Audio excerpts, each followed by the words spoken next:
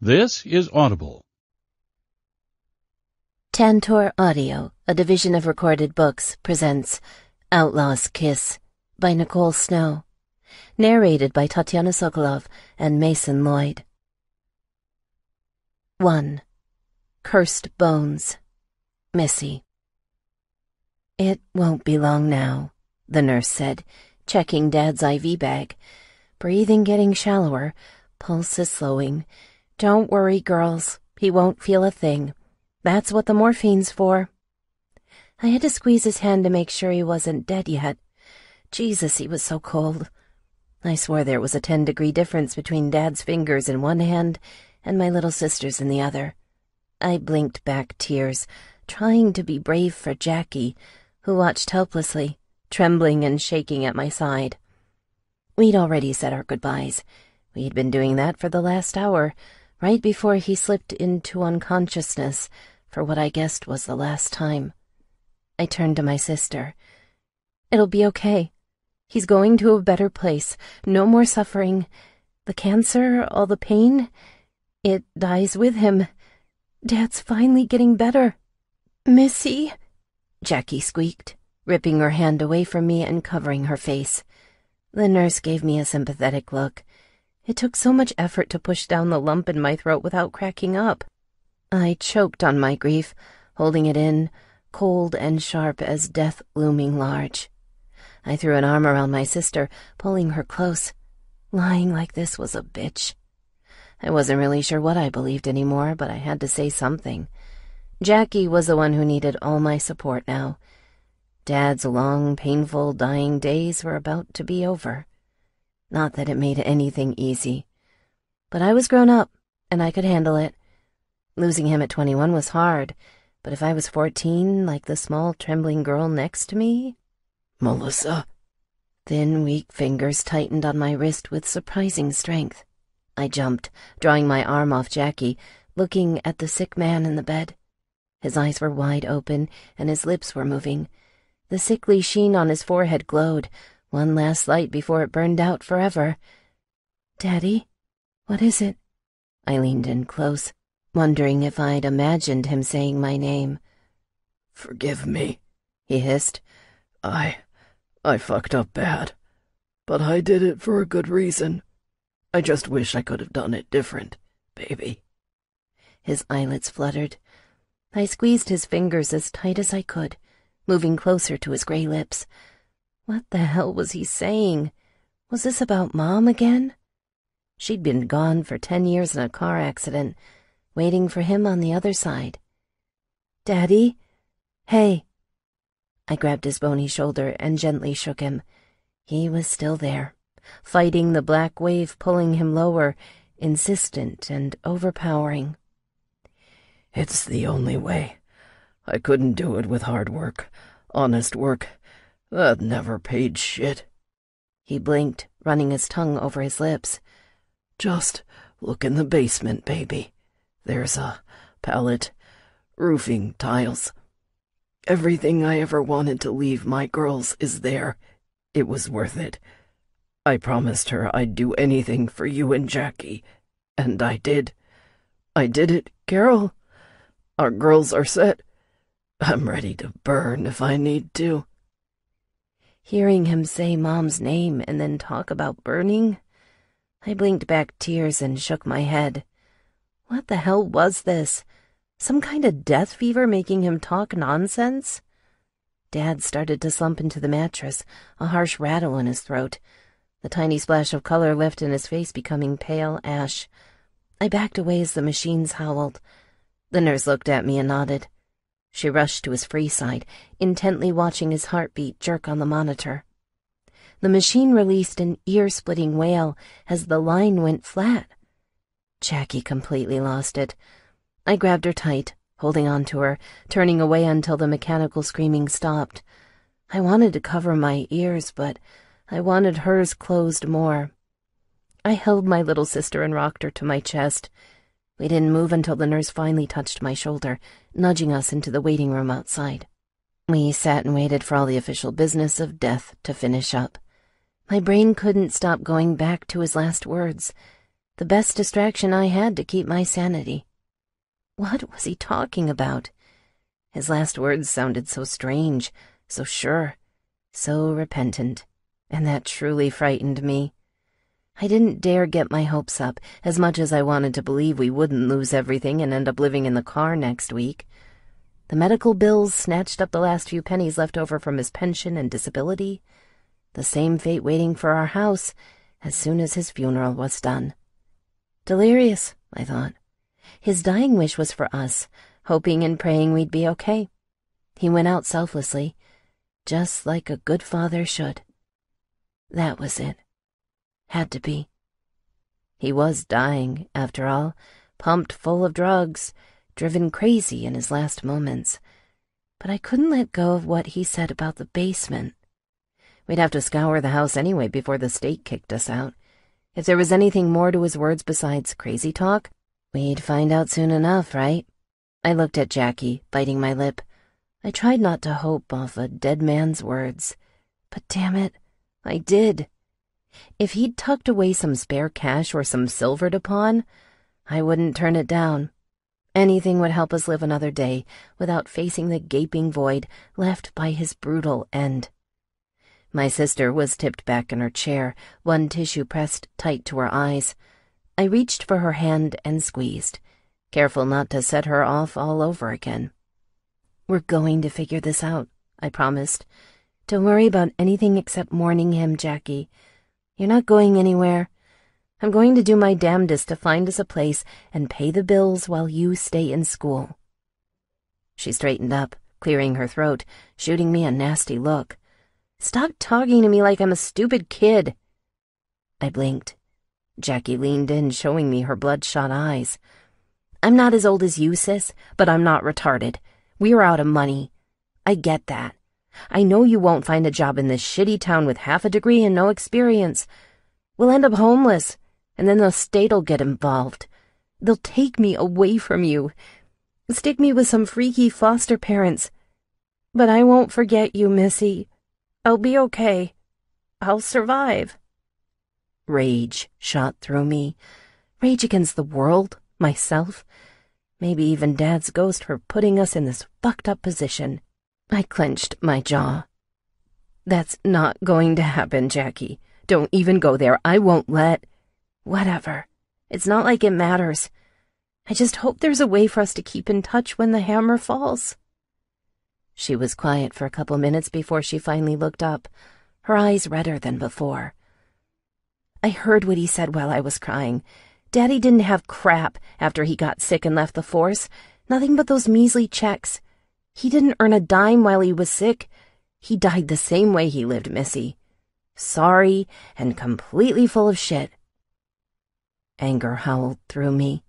I wanted to grab her, shake her, tell her to get a fucking grip and stop obsessing on disaster. But I knew she didn't mean it. Lashing out wouldn't do any good. Rage was all part of grief, wasn't it?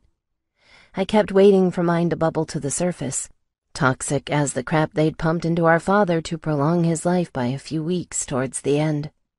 I settled back in my chair and closed my eyes. I'd find some way to keep my promise to Jackie, whether there was a lucky break waiting for us in the basement or just more junk, more wreckage from our lives. Daddy wasn't ready to be a single father when Mom got killed, but he'd managed. He did the best he could before he had to deal with the shit hand dealt to him by this merciless life. I closed my eyes, vowing I'd do the same. No demons waiting for us on the road ahead would stop me. Making sure neither of us died with Dad was my new religion, and I swore I'd never, ever lose my faith. A week passed, a lonely, bitter week in late winter with a meager funeral. Daddy's estranged brother sent us some money to have him cremated and buried with a bare-bones headstone. I wouldn't ask Uncle Ken for a nickel more, even if he'd been man enough to show his face at the funeral. Thankfully, it wasn't something to worry about. He kept his distance several states away, the same ostrich asshole Daddy always said he was since they'd fallen out over my grandparents' minuscule inheritance. All it did was confirm the whole family was fucked. I had no one now except Jackie, and it was her and I against the world. The last of the Thomas girls against the curse turning our lives to pure hell over the last decade. A short trip to the attorney's office told me what I already knew about Dad's assets. What little he had was going into state hands. Medicare was determined to claw back a tiny fraction of what they'd spent on his care. And because I was now Jackie's legal guardian, his pension and disability was as good as buried with him. The older lawyer asked me if I'd made arrangements with extended family, almost as an afterthought. Of course I had, I lied. I made sure to straighten up and smile real big when I said it. I was a responsible adult. I could make money sprout from weeds. What did the truth matter in a world that wasn't wired to give us an ounce of help? Whatever shit was waiting for us up ahead needed to be fed, nourished with lies if I wanted to keep it from burying us. I was ready for that, ready to throw on as many fake smiles and twisted truths as I needed to keep Jackie safe and happy. Whatever wiggle room we'd had for innocent mistakes slammed shut the instant Daddy's heart stopped in the sharp white room. I was so busy dealing with sadness and red tape that I'd nearly forgotten about his last words. Finishing up his affairs and making sure Jackie still got some sleep and decent food in her belly took all week, stealing away the meager energy I had left. It was late one night after she'd gone to bed when I finally remembered. It hit me while I was watching a bad spy movie on late-night TV, halfway paying attention to the story as my stomach twisted in knots, steeling itself for the frantic job hunt I had to start tomorrow. I got up from my chair and padded over to the basement door. Dust teased my nose, dead little flecks suspended in the dim light. The basement stank like mildew, tinged with rubbing alcohol and all the spare medicine we'd stored down here while Dad suffered at home. I held my breath descending the stairs, knowing it would only get worse when I finally had to inhale. Our small basement was dark and creepy as any. I looked around, trying not to fixate on his old workbench. Seeing the old husks of half-finished RC planes he used to build in better times would definitely bring tears. Roofing tiles, he'd said. Okay, but where? It took more than a minute just scanning back and forth before I noticed the big blue tarp. It was wedged in the narrow slit between the furnace and the hot water tank. My heart ticked faster. So he wasn't totally delusional on his deathbed. There really were roofing tiles there. And what else? It was even stranger because the thing hadn't been here when I was down in the basement last week, and Daddy had been in hospice for 3 weeks. He couldn't have crawled back and hidden the unknown package here. Jackie definitely couldn't have done it and kept her mouth shut. That left one disturbing possibility.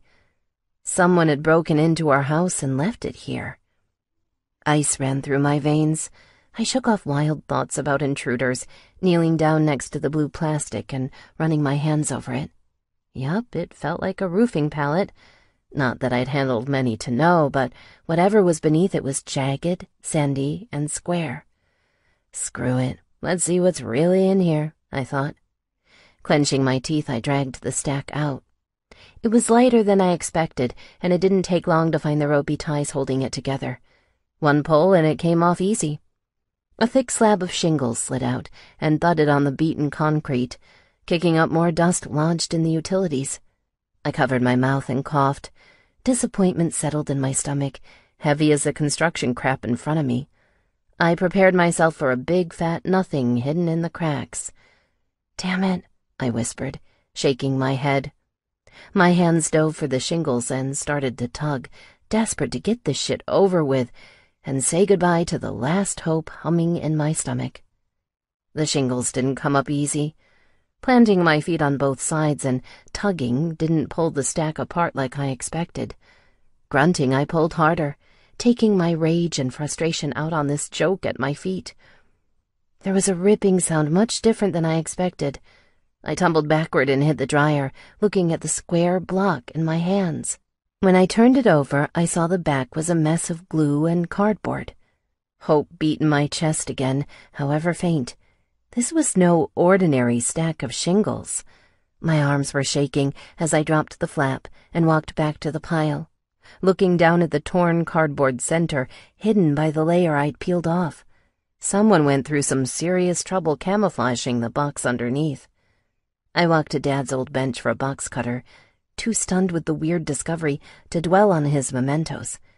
The blade went in and tore through a neat slice. I quickly carved out an opening, totally unprepared for the thick, leafy pile that came falling out. My jaw dropped along with the box cutter. I hit the ground, resting my knees on the piles of cash, and tore into the rest of the box. Hundreds, no, thousands, came out in huge piles. I tore through the package and turned it upside down, showering myself in more cash than I'd seen in my life. Hundreds bound together in crisp rolls with red rubber bands.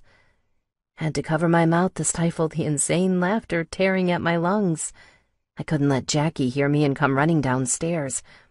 If I was all alone, I would have laughed like a psycho, mad with the unexpected light streaking to life in our darkness. Jesus, I barely knew how to handle the mystery fortune myself, let alone involve my little sis. I collapsed on the floor, feeling hot tears running down my cheeks. The stupid grin pulling at my face lingered. Somehow, some way, he'd done it. Daddy had really done it. He'd left us everything we'd need to survive. Hell, all we'd need to thrive. Feeling the cool million crunching underneath my jeans like leaves proved it. Shit, I swore, realizing I was rolling around in the money like a demented celebrity. Panicking, I kicked my legs, careful to check every nook around me for anything I'd kicked away in shock. When I saw it was all there, I grabbed an old laundry basket and started piling the stacks in it. I pulled one out and took off the rubber band. Rifling my fingers through several fistfuls of cash, told me everything was separated in neat bundles of $2,500. I piled them in, feverishly counting. I had to stop around the $500,000 mark. There was at least double that on the floor. Eventually, I'd settle down and inventory it to the dime, but for now, I was looking at somewhere between $1 to $2 million. Easy. It was magnitudes greater than anything this family had seen in its best years, before everything went to shit. I smoothed my fingers over my face, loving the unmistakable money scent clinging to my hands. No shock. Sweet freedom smelled exactly like cold, hard cash.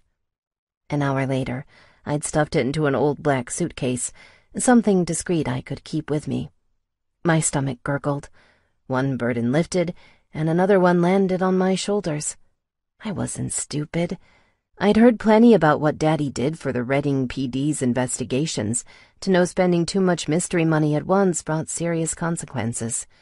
Wherever this money came from, it sure as hell wasn't clean.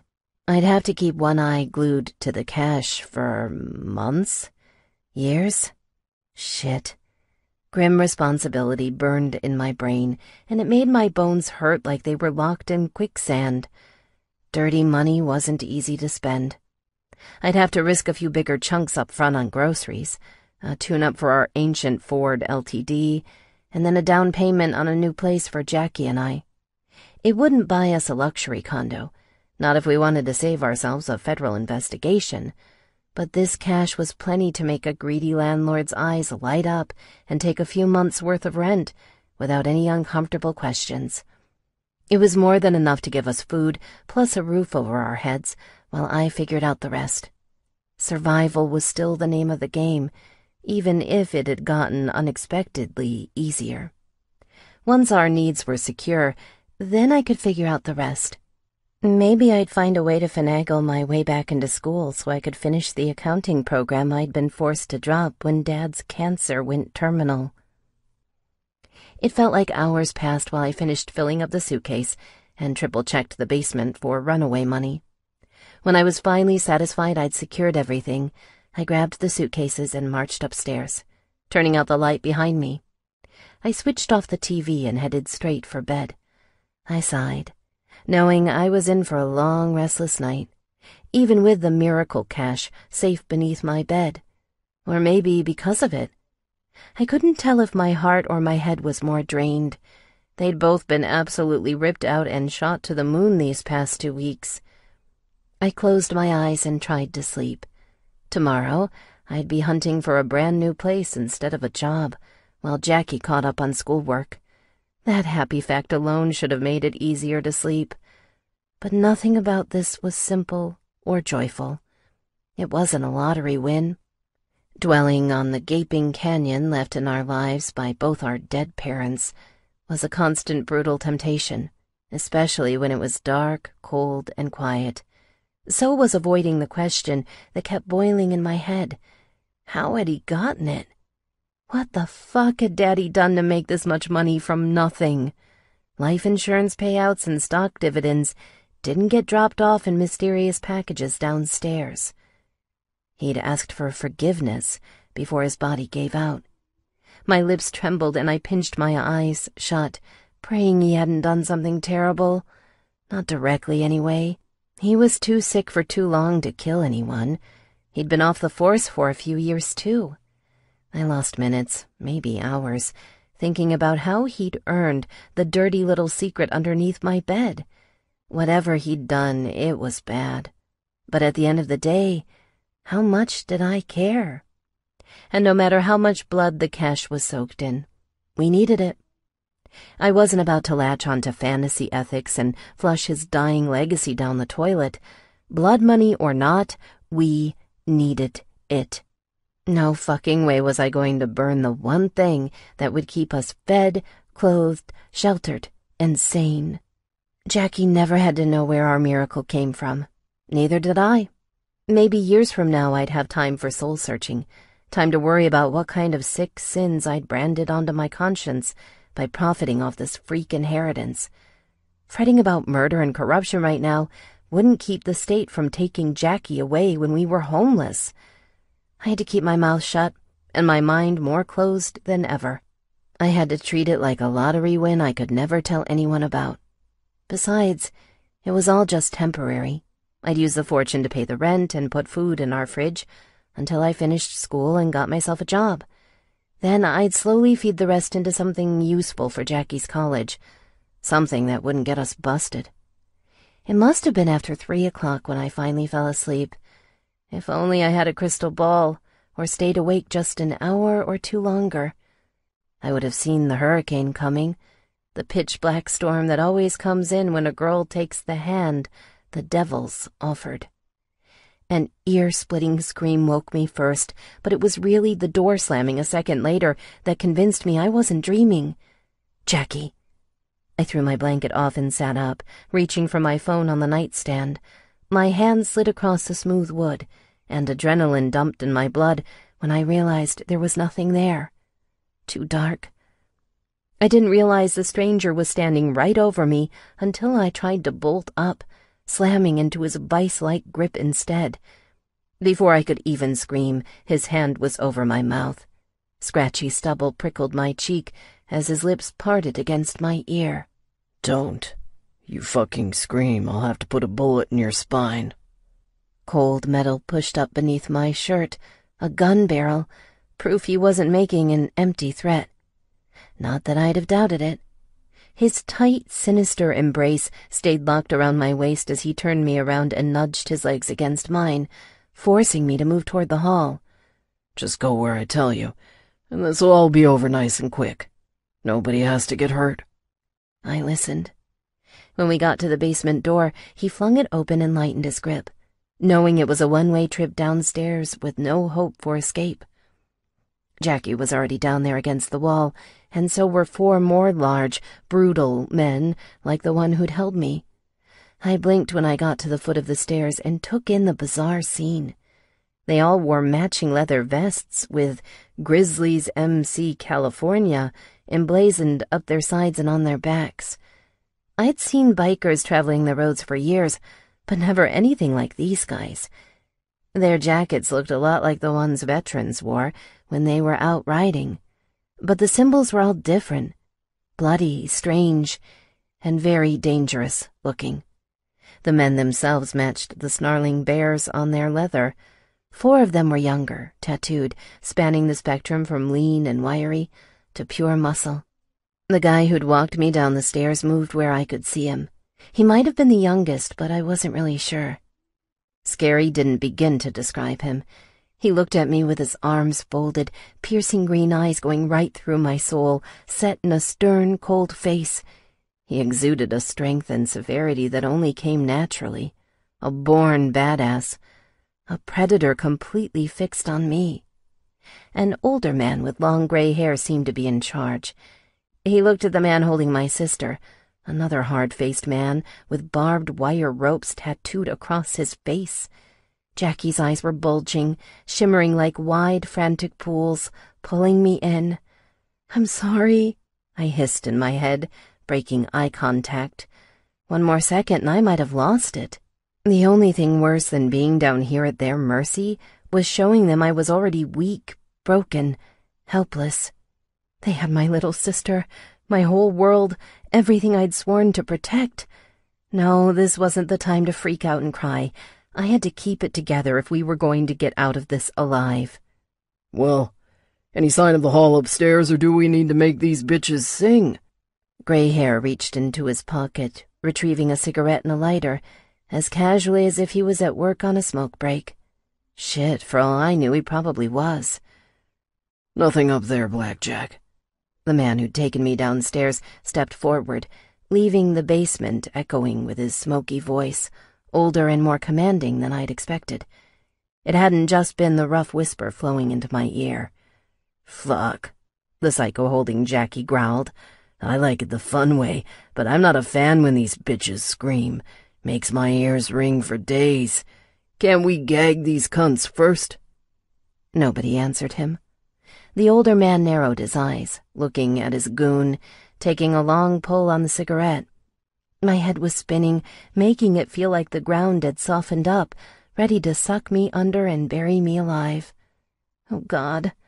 I knew this had to be about the mystery money the moment those rough hands went around me, but I hadn't really thought we were about to die until he said that. Gray hair turned to face me, scowling. "You heard the man, love. We can do this the easy way or the hard way. I, for one, don't like spilling blood when there's no good reason, but some of the brothers feel differently. Now, we know your loot's not where it was supposed to be. Found this shit all torn up myself." Blowing his smoke, he pointed at the mess on the ground. I could have choked myself for being too stupid to clean up the mess earlier. "You've got it somewhere. It couldn't have gotten far," he said, striding forward. "Look, we both know me and my boys are gonna find it. Only question left is, are you gonna make this scavenger hunt easy peasy pumpkin squeezy? Or are you gonna make all our fucking ears ring while we choke it out of you?" I didn't answer. My eyes floated above his shoulder, fixing on the man across from me, stoic green eyes. "Well," the older asshole was getting impatient. Strange.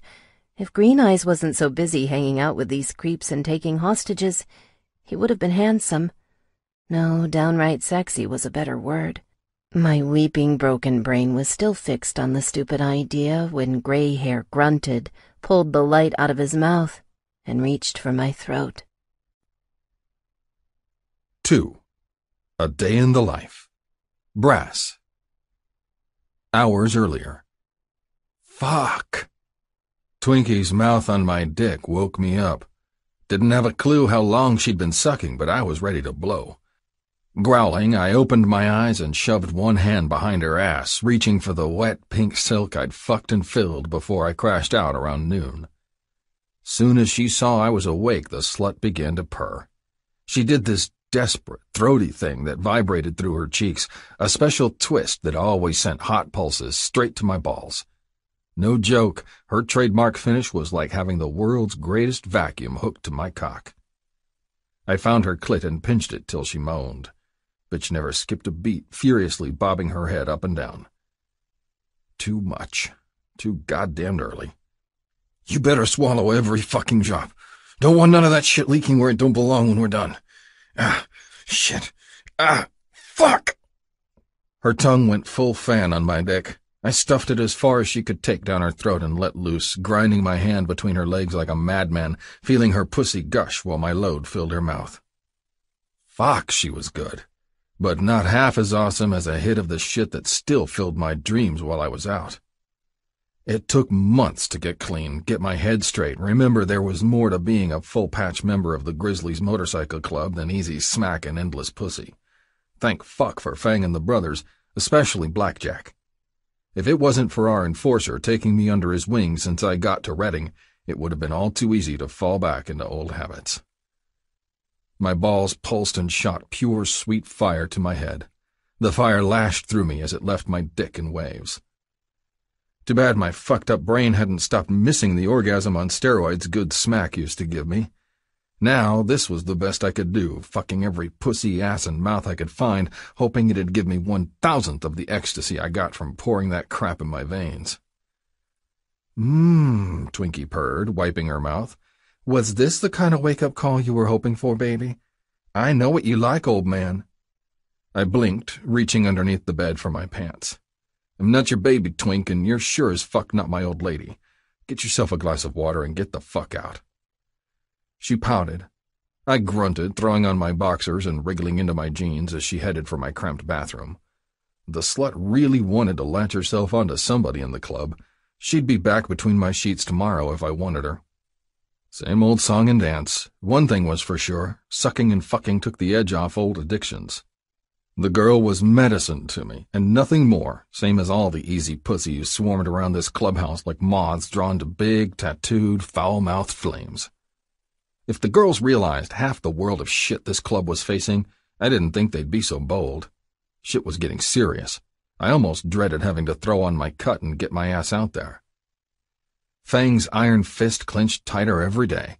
Hadn't taken me long to figure out how he'd gotten to be national prez. Brains and brutality were the ticket, but lately, the shit he ordered was beyond the pale. I was damned lucky they'd let me take a ride to Reno a few weeks ago for my sis's wedding. Technically, the club was on lockdown.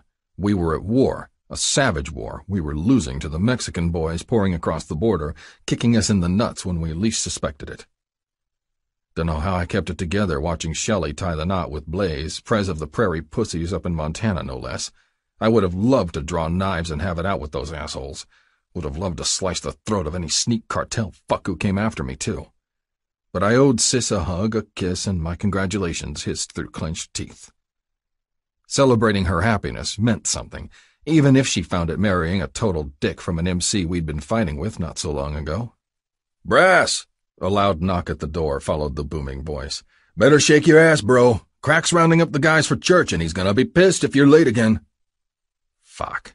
I told Rabbit I'd be out in a minute, soon as the slut was finished pissing behind the door. Twinkie and the rest of the girls weren't just into riding dick, hoping to land an old man. A couple got caught early this year sneaking cash and valuables out of brothers' rooms. Yeah, they had their asses kicked to the curb, sometimes literally whenever they were caught. But fuck if I was taking the chance leaving this girl alone with my meager belongings. The little blonde came striding out a second later, straightening her thong. I scooped her clothes together and threw them at her.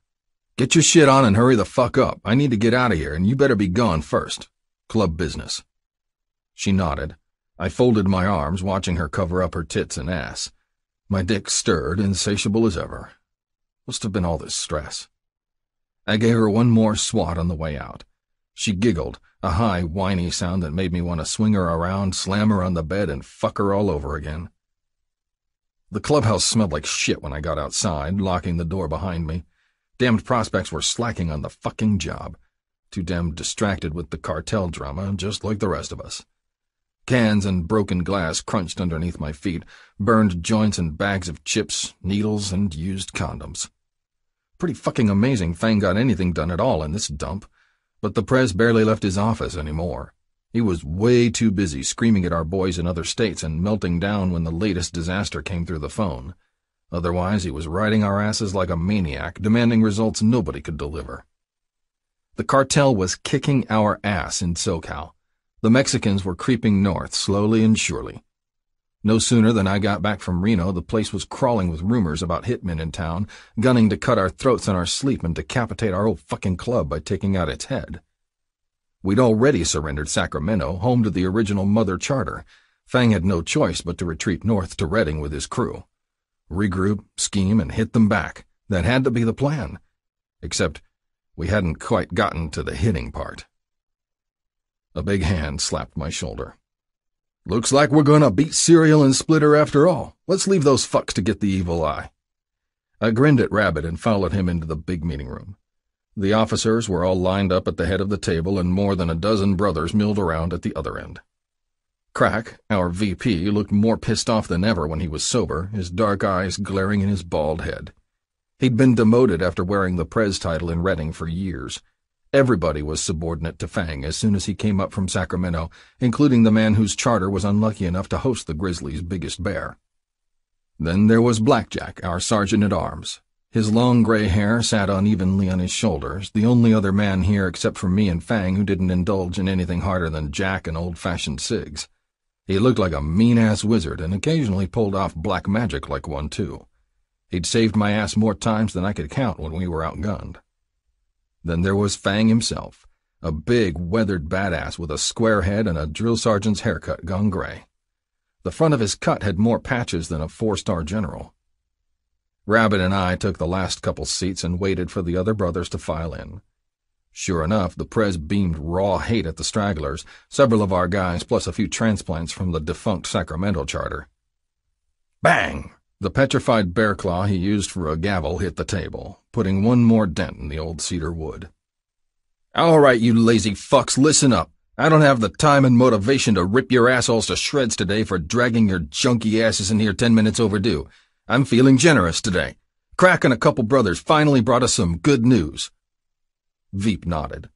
"Caught the little prick heading for the highway late last night. The sentry patrols we got circulating through town did their job. No mistaking the cartel ink on his brown skin.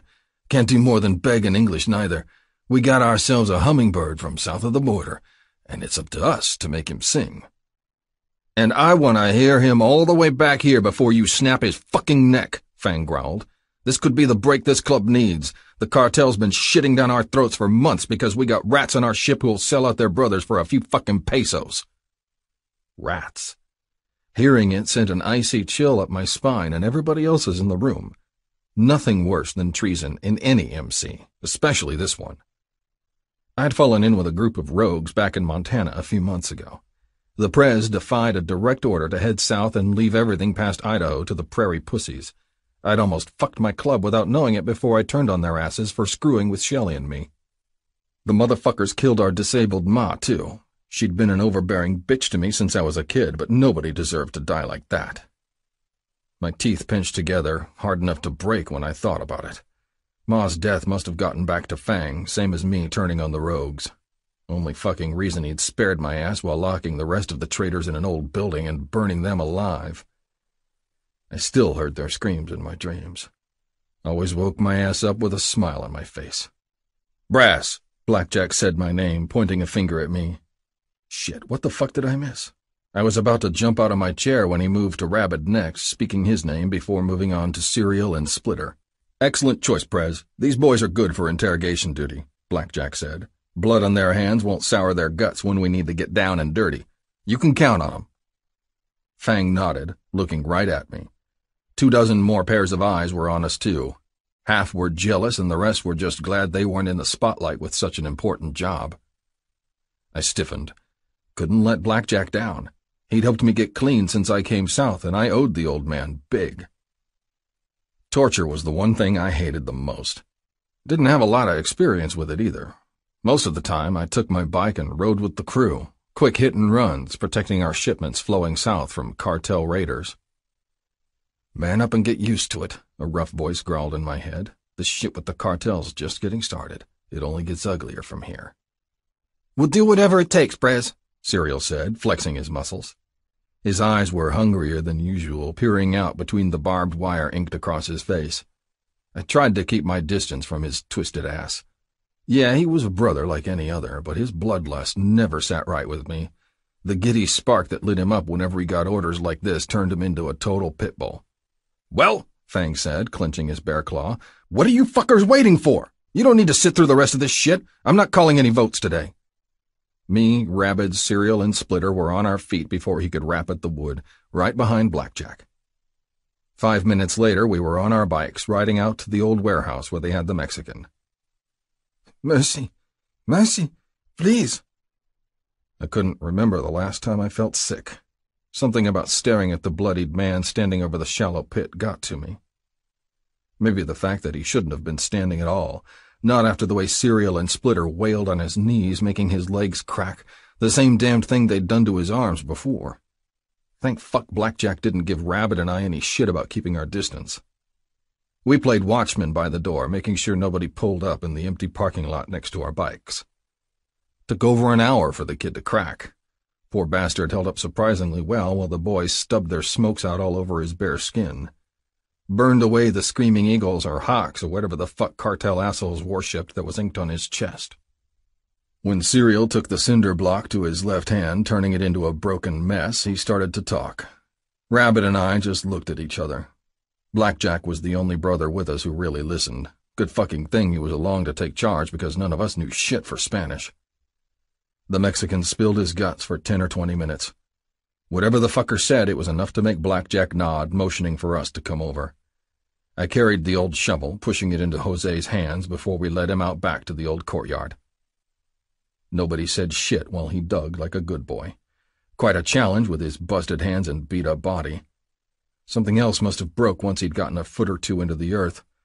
Bastard started to beg, whining the same shit over and over again. "Mercy! Mercy!" Probably the extent of his English vocabulary. Cereal and Splitter barked in his face. Rabbit was getting pissed too and punched the fucker in the back. I could tell by the look on his face that he just wanted this asshole to shut up like I did.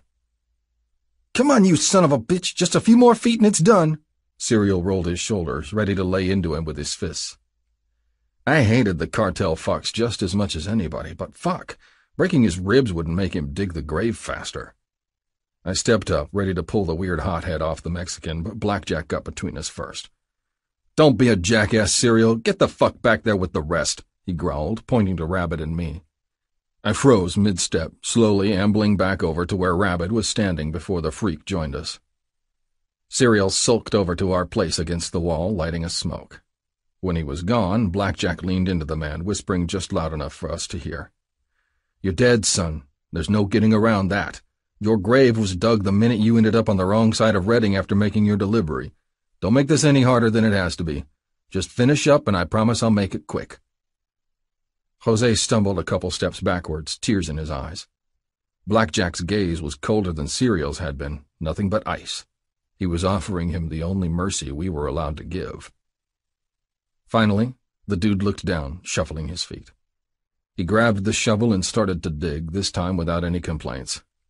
Later, I gave him a hand and a cig while he went down in the pit, lowering a light for him. His eyes were pitch black, understanding, the kind of look an animal gives a hunter before he pulls the trigger. I stood over the grave for a few more minutes. When the Mexican stumbled, collapsing into the small pile next to him, I waved for Blackjack. "Get back, son," he told me, drawing his 9mm. He held up his end. I'm gonna hold up mine. The gunshot echoed through the empty courtyard, even with the silencer on the barrel. I reached into the pit for the shovel and then went to work, throwing dirt over the dead body as quickly as I could. The four brothers joined me, covering up his carcass, first with dirt, and then using a pile of heavy cinder blocks stacked over the smooth earth. Nobody suspected shit out here. If this place ever got bought and redeveloped, they'd probably find a few more bodies deep in the ground besides the one the club dumped off. We were heading for our bikes, eager to hit the road and get the fuck back to the clubhouse, when Blackjack caught up to us. He walked up and put his hand on my bars before I could think about starting up the engine. "We're not done yet," he said, scanning his eyes at the other brothers. 1212 Hawkeye Street. That's where we'll find the 1.5 mil the cartel dropped for a dead guy." "What the fuck?" I couldn't stop it from flying out of my mouth. Whatever we'd forced out of Jose, I never expected it to be that. Blackjack smiled. "Prez is wrong about one thing. The biggest swamp rats aren't in this club. Doesn't matter how much money you pay pigs to keep their mouths shut and look the other way. They always flip and sell your ass out when they get desperate enough." "So this is a repo job?" Rabbit asked. Blackjack laughed. "If you want to put it that way. Charlie Thomas got at least a good $500,000 from our crew over the years before cancer kicked him off the force. Bastard probably flipped and sold our intel to the cartel to leave a few crumbs for his family. Shame the fucking turncoat knew so much. Hell, his job was blacking out what was already on the books, and now those books with all our dirty secrets, slip-ups, and weaknesses are in the Mexican hands. Shit, Splitter spat, pounding his bike. Whining about it won't do any good, brother. Blackjack lit a smoke, finally moving away toward his own Harley. Best we can do now is take that fucking money and use it to pat our asses against the hard fuck that's coming. We hit the road and ripped through town. My rage was extra hot, a wicked contrast against the cool wind whipping me in the face. Blackjack's talk just confirmed what I already knew deep in my guts. Shit was about to get a whole lot worse. No, the king rat wasn't in our club, but it wasn't going to work any miracles on Fang's paranoia. Burying Jose was the first real shot fired in Redding, but the cartel war had been going on for months. And now, instead of turning the tide, those motherfuckers just showed us how fucked we really were. We cut our engines a couple blocks from the ratty old house. The doorknob was loose. Didn't even have to plant my boot on the wood to break through. I just ripped the knob off and pushed it open, heading into the house while the other guys fanned out through the basement. Sickness burned my nostrils. No wonder the place wasn't very secure for a cop's house. The man hadn't been whole in a long time. Creeping death and strong medicine rolled off the walls, worse upstairs where I was heading. Serial pushed past me, heading for the room at the end of the hall. I shot him a dirty look, clenching my fists. I'd settle with that asshole later. Right now, we had to get whoever the fuck was in this place rounded up. We had to find what we came for and get the fuck out. I peeked in the dead man's room first. Nobody was on the empty bed, just as I expected. Just as I came out, Serial exited the furthest room, one hand over a little girl's mouth. Shit. She couldn't have been any older than 15. I moved into the next room, hoping like fuck I didn't find another kid. Dealing with Thomas's wife would be a hell of a lot easier. The sleeping girl in the dark was definitely an adult, but she looked too young to have been married to Cancer Man. I grabbed her phone first, shoving it in my pocket. First rule of any residential raid was cutting communication. Confiscating phones was usually enough. Hardly anyone had a fucking landline anymore. A second later, a loud scream rang out down the hall. Fuck, Serial must have moved his hand, giving her a chance to howl. The woman next to me popped out of bed, reaching for the phone I'd swiped. She practically flung herself into my arms. I moved on pure instinct, shoving my lips to her ear while I went for my gun. Hoped I wouldn't have to shoot her. Letting him know I had it was usually plenty for intimidation. Fucks only got shot when they tried to run or whenever a senior brother ordered cleanup. Don't. You fucking scream, I'll have to put a bullet in your spine. Brushing my gun along her back, I let it sink in for a few more seconds before I drove it home. Just go where I tell you, and this'll all be over, nice and quick. Nobody has to get hurt. Hoped like hell the last part was true. Her father was a piece of shit rat, and rats always suffered, including their associates by blood or brotherhood. But fuck, these girls were young. The woman in my grip could have been fresh new pussy for the clubhouse if she were a little more worn down, a little more desperate. I tried to keep my cock under control as I led her downstairs. In the dim light, she was pretty fucking hot. So sexy I didn't give a shit when her bright eyes flashed pure venom my way. Having my hands on her wasn't helping the situation. It was rare to see a girl who had everything going for her, and this chick had it in fucking spades. I watched it, I felt it, and then I started losing my mind, eyeing her as we walked, sliding my hands across her body with way more interest than any good captor should have. Those hips, full and lush, perfect for grabbing onto while I drove my dick all the way to her womb. And those tits, perfectly flanked by loose strands of chestnut hair? Shit, I had to nudge her downstairs fast just to get my hands off her. One more second too close to those ripe handfuls and I wouldn't have been able to resist. I'd have copped a feel so tight she'd be screaming, threatening our whole operation, and then my brothers would be beating my ass. But fuck, just looking at her ass wiggling down the stairs ahead of me, I had to wonder if she was worth an ass-kicking or two. Serial had her little sister in his arms. I took my place on the other side of the room, putting several badly needed feet between us. The old man started his spiel. Nobody had a clue where they'd hidden the cartel's stash, and we weren't going anywhere till we had it. Hopefully, working them over would go a lot more smooth and easy than Jose. They were too pretty and innocent to survive half the shit the brothers gave the Mexican. Blackjack lit a fresh smoke and paced around her, circling the girl like a shark. We can do this the easy way or the hard way. I, for one, don't like spilling blood when there's no good reason, but some of the brothers feel differently. Now, we know your loot's not where it was supposed to be. Found this shit all torn up myself. He pointed at the torn-up mess of cardboard and shingles on the ground. Odd fucking combination, but it was what the dead Mexican said he'd hid the cartel stash in. Her sweet red lips stayed shut. His threats kept coming, tough as leather and cold as the Arctic. Still she didn't move, staring over his shoulder at me instead. Me? Why fucking me? It was like the girl was reading my mind, x-raying through my skull and seeing all the dirty, nasty, downright degenerate things I wanted to do to her. Look, we both know me and my boys are going to find it. Only question is, are you going to make this scavenger hunt easy-peasy pumpkin squeezy? Or are you going to make all our fucking ears ring while we choke it out of you? I recognized that prickly tone in Blackjack's voice. Shit, if this beauty didn't spill her guts soon, the enforcer was going to go ape and squeeze it out of her, just like he promised. Well? It was his last warning, and she wouldn't talk, pinching her sweet lips together. I watched him turn white, hating how they resembled a corpse's mouth as the life drained away. Blackjack threw his cig down and stubbed it out with one boot. Then he grabbed her, forcing his fingers around her throat. Little sister screamed into Serial's hand, starting to kick and thrash. He swore, growling as he tightened his hold on her. So both these girls were fighters. Sisters, maybe, sharing the same wildcat blood. I took a step closer, hating Blackjack for throwing her up against the laundry machine, one more pinch away from seriously choking her. The chick gasped for air, sputtering as she clawed at his ruthless hand.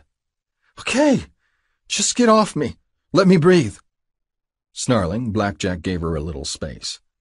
When she sat up again, rubbing her neck, her eyes went straight to me. I tensed up. Having those wide, perfect eyes glowing so helplessly in front of me just fed the crazy-ass protective urge swelling in my chest. Fuck, crazy didn't begin to describe it. Wanting to fight my own brothers for a babe I'd only seen for the first time 5 minutes ago was certifiably insane. It's upstairs. Underneath my bed, a suitcase. Pull it out and count everything down to the dollar if you want. It's all there. Go ahead and kill me if I'm lying. Blackjack ignored her. He pointed at Splitter and nodded. It was the only signal the brother needed to know he'd better get the fuck up there and verify what she'd said. We'll wait, Blackjack said. If you're bullshitting me, girl, then I'll finish what I started. I don't give a fuck if the little girl watches either. That got another muffled sob in Serial's palm. Poor girl. No bullshit, I honestly felt bad for her. Dragging kids into this shit was always rough. I wondered who the fuck the kid was. The feisty chick looked too damned young for a daughter. If the girl was hers, then she was officially the hottest MILF I'd ever gawked at in my life. We waited. After a while, Splitter came trundling downstairs, a fat duffel bag in hand. He pushed through us, plopped it on the dryer, and flung open the first. Glorious cash lay inside, stuffed to the seams, rolls upon rolls of crisp hundreds bundled together. Must be a full million here, maybe more, he said, looking up at Blackjack. Don't think she's bullshitting. It's all here. The enforcer nodded. He walked over, zipped the suitcase, and then passed it to Rabbit. Let's get this over with, Serial said, reaching for his gun and stepping in front of the stairs. Come on, brothers. We'll make this quick and clean for these bitches. Serial and Splitter had their guns out in a flash, aimed at the girls. Rabbit hesitated. Blackjack stared at me, like he was gauging my reaction. I hurled myself across the room before anyone could pull the trigger, shoving both hands out like a fucking scarecrow. Trying to cover both girls at the same time wasn't easy. Brass, what the fuck are you doing, son? Blackjack sounded pissed, but amusement flickered in his old eyes. We don't have to do this. The chick kept her word. She gave us the fucking money. We got what we came for, right? What's the fucking point of this? You gotta be shitting, brother. I hated hearing that word from Serial's fucked up mouth. What do you want to do with these bitches, then? Leave them free to run off to Daddy's old friends and the police? Sending every dime to the fight with the cartel's already got us strapped? We can't afford bigger bribes to keep pigs' mouths shut. Tell him, Blackjack. Never said they'd get turned loose, asshole, I growled, trying to make up an alternative on the spot. If I didn't, these girls were sure as dead, and I'd never find out what those wide, soft hips were like naked. Think, damn it. Alarms blasted in my head. You've got about 5 seconds to start talking and stop the guns. Come on, Blackjack, you know this shit's unnecessary. We don't need to start wiping people up like the cartel fucks. They'll keep their mouths shut if we bring them with us. The clubhouse is a shithole. We need somebody to clean house. These girls are perfect for that. Sweet-ass shot me a vicious look. No gratitude whatsoever. Guess I was going to fuck myself one way or another and end up on somebody's shit list, but being on hers was better than seeing her and the kid dead.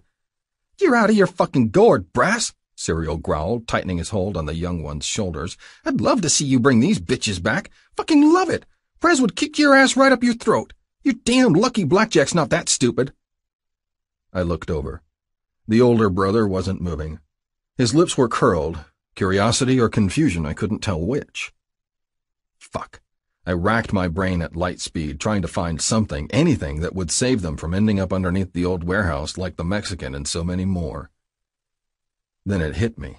A crazy, stupid idea so out of bounds it just might work. Effective or not, I was about to mark myself a fucking laughingstock to every brother in Redding and maybe beyond. Whatever. I'd be glad to have the humiliation if it saved these chicks from holes in their heads. You can't snuff her out, I said, reaching for Sweet-ass and throwing my arm around her. This is my old lady. Right here, right now, I'm claiming her. She flinched when I said the C-word. If those eyes were stormy, honey-colored oceans before, now they were full of tsunamis, spinning with hate and confusion and disbelief. I pointed. Don't touch the little girl, neither. She's family. You fuck with my old lady's blood, you fuck with me. I'm dead serious. Splitter lowered his gun, busting a gut. His nose ring swung as he let it pour out, the only brother laughing at my pure insanity. Rabbit looked at me like I'd lost my fucking mind.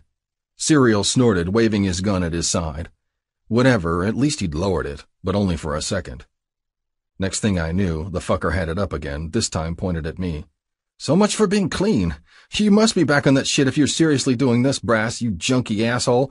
Just give me the order, Blackjack. I'll put this asshole out of his misery so we can— Put the damned gun down, Blackjack growled, taking a heavy step forward. The brother's right. Crazy and stupid as this is, I'm going to allow it. We got what we came for, and we've gotten ourselves a good laugh, too. There's no need for a massacre. Yeah, sure, that'd be the neat and clean way, but this fucking club's been stuck on that track for too damned long. We're trying something different. Serial's jaw dropped. Dunno how I held on to mine. My arm squeezed the chick I'd claimed, pulling her closer, burying her face in my chest so she wouldn't have to look at my brothers anymore. I'm going to give you a week to find a place for these girls, Blackjack continued. They can't stay at the clubhouse forever. Serial's right. Fang will tear everybody involved to shreds if we pile this kind of shit on his plate with everything else he's dealing with. Now that you've claimed them, they're your problem, Brass. If they start to become a problem for the club again, then I won't hesitate to finish the cleanup we started here today. Got it? I looked at him and nodded. Guns were holstered. I couldn't fucking believe it worked. Hell, I couldn't believe how Blackjack just turned into more of a fucking mystery than he already was. And I really couldn't get it through my skull that I now had two strange women on my hands and I didn't know shit about how to handle them. Let's move, Blackjack growled, aiming his hard stare at everybody else. Get the cash loaded so we can get the fuck out of this dump. Smells like the place where my old man died. You got a name or what? I said, helping her onto my bike. It's Melissa, but everybody calls me Missy. She eyed me warily. What's happening to us? What does it mean to be claimed? I coughed, looking for a spare helmet. Fuck, it had been too long since I had a passenger on my ride, let alone an hourglass with such a tight, sweet body. Means you're under my protection now, babe. I'm gonna help you get out of this shit, but you gotta work with me. We'll link up with your girl when we get to the clubhouse. She'll be all right riding with Blackjack. Convenient answer. No way was I explaining all the honors and obligations of an old lady till I had to. Him? She bared her teeth, pointing to the enforcer securing the kid to his bike. He almost fucking killed us. Yeah, he did. But he changed his mind, didn't he? I winked. Nice to hear a firecracker go off between those teeth. Keep that shit coming. You'll fit in fine with where we're going. Put this on. I pushed the helmet onto her head, trying to tuck her hair underneath it. She got pissed real fast and batted my fingers away, fixing the strap herself. You ever been on one of these before? I asked, taking my place up front. No. I'll figure it out. I'm more worried about Jackie, my sister. I tried to hide the big whoosh of relief soaring through my chest. No, not a MILF after all, and thank fuck for that. My cock wouldn't have blinked at her having a kid, but fuck if it didn't make things easier. Dealing with a kid's sister as part of the package was a whole lot easier than a daughter. She'll be okay. He's not a bad guy all the time. Blackjack always keeps his word. He'll take care of her, same way I'm going to make sure you get home in one piece. Hold on tight, 'cause we're about to roll." Reaching behind me, I found her hands and pulled them around me. One rough tug. The girl only resisted a little bit. Soon as I started my engine and the bike jerked, I became her whole world, the only thing between her flying off onto the road. I grinned to myself. Never fucking failed. These rides always brought the lucky gals closer to the brothers. It took me a second to remember she wasn't choosing it, though, because I'd made her choice for her. All Missy, beautiful fucking name, could do was lock her hands around me and bear it as we ripped down Reading's streets. Fuck if I didn't enjoy it, even if I'd taken her like a total barbarian. Her hands pressed tighter around my waist each time I followed my brothers around the corners. I kept it together, but my greedy cock didn't. He was making me come apart a little more by the second, shooting lightning to my brain, making me imagine what her pretty fingers would feel like around my dick, or maybe clawing at my shoulders while I got between her legs and throttled her 100 times harder than anything she'd feel in this easy cruise through town. By the time we were a couple blocks from the clubhouse, she'd adjusted. Missy found her balance, loosening the death grip she had at first, just holding her hands on me like they were always meant to be there. Why the hell did it feel so natural? My brothers and I had already done too much evil shit to her and little sis for it to feel this good. Fuck it. I shook my head, keeping my eyes on the road, following Blackjack and Cereal to the gate. Worrying about the rights and wrongs constantly was for fuckheads like the prairie pussies. In this club, a man took action. If he saw something good for himself or good for the club, then he didn't wait around to ask questions or ponder the ethics. That shit was for civilian eggheads teaching philosophy. Taking what I wanted when I wanted was the surest way I'd found to set a man free. I slowed down and stopped while we waited for the gate to open. A few more minutes and we were back in the fortress. I killed my engine inside the hangar-sized garage attached to the clubhouse and started to help Missy unload. "Where's Jackie?" she asked without so much as a thank you. I grunted, pointing as I took her helmet.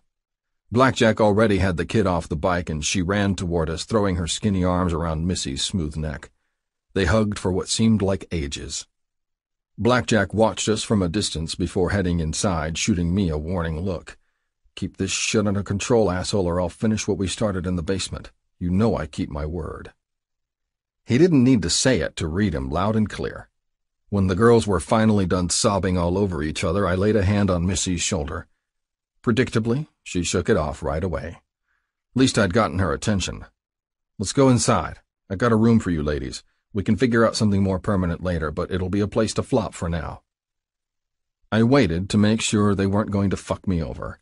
After another one of those doe-eyed stares, Missy followed, holding Jackie by the hand. The teenager wrinkled her nose as soon as we were inside. "Stinks worse than the house in here."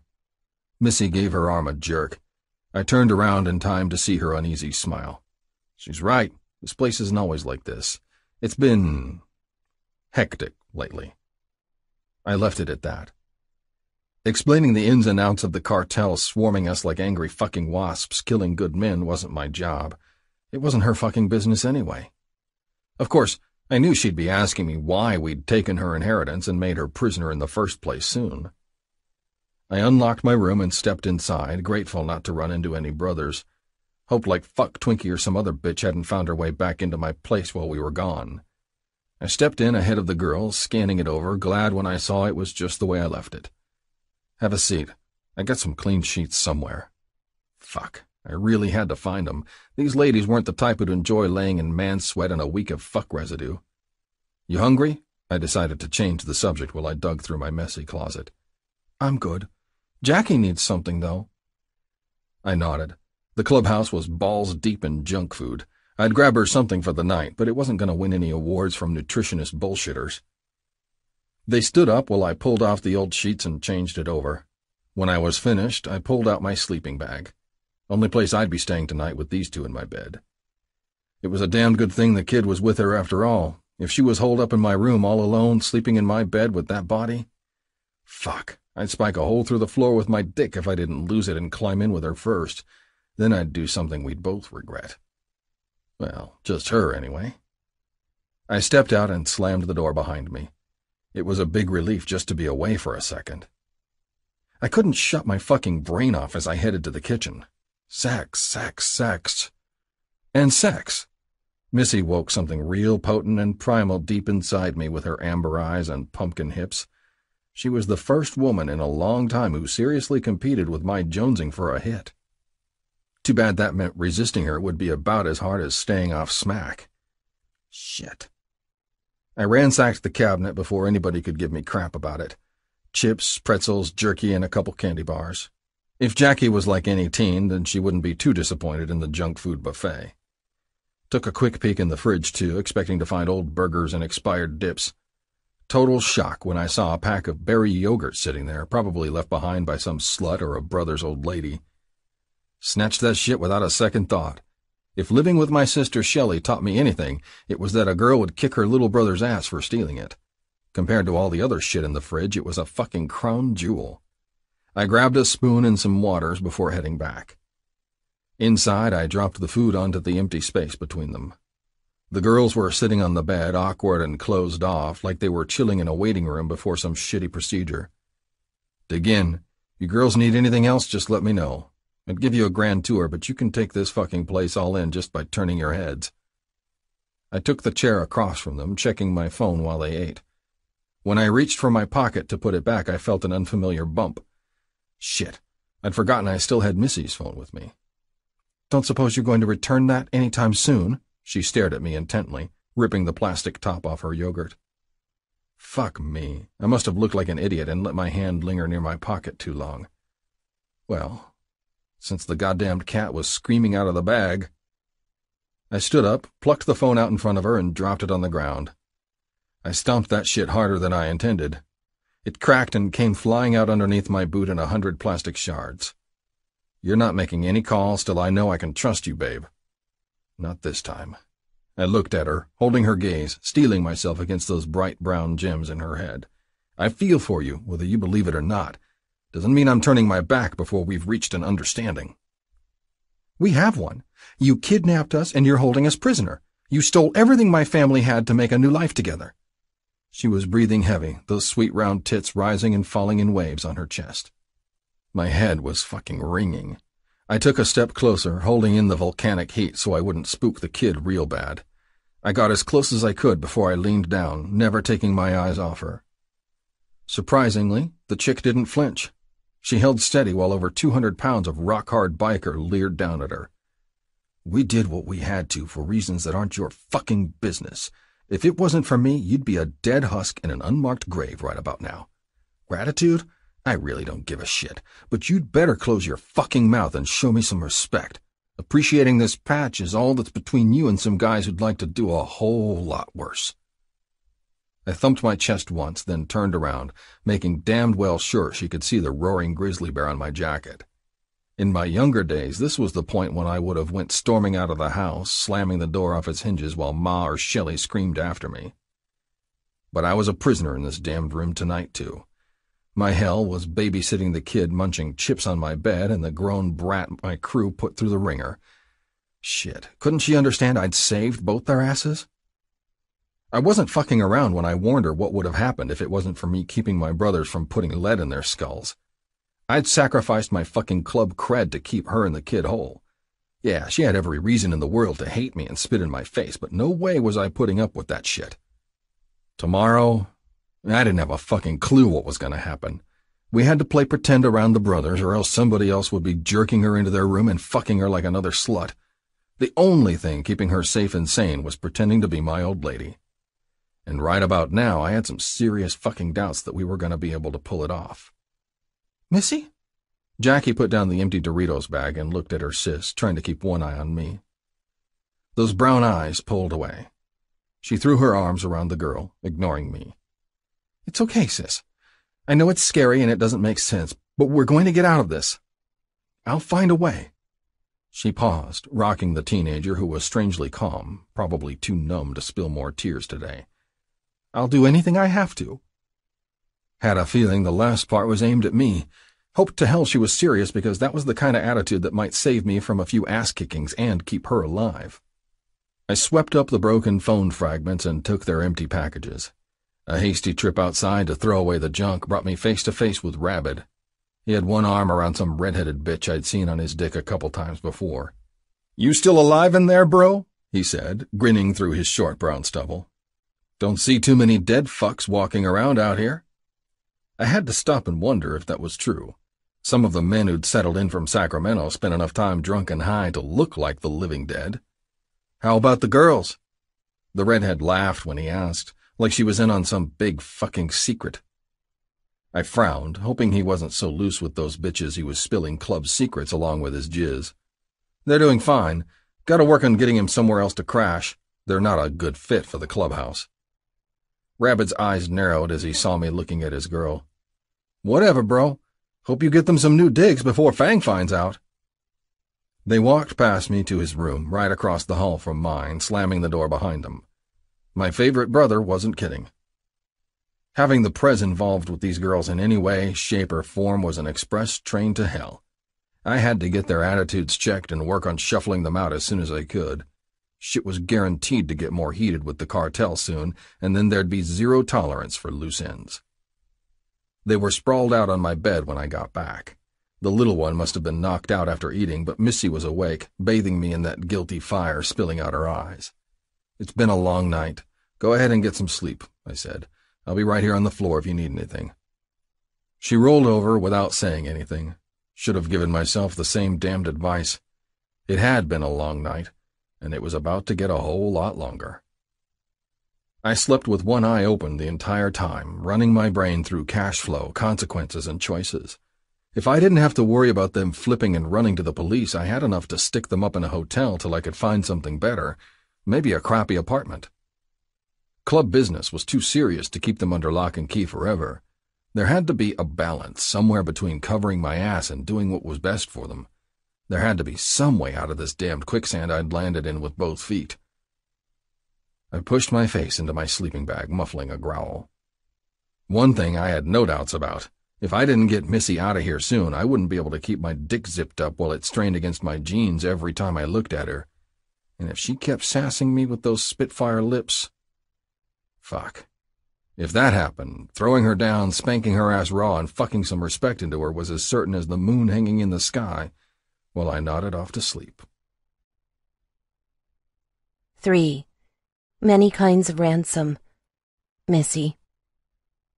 The first 3 days were hell, and they were the ones where we sat in his crappy room by ourselves, alone while he went out and did, I don't really know what, but it must have been terrible.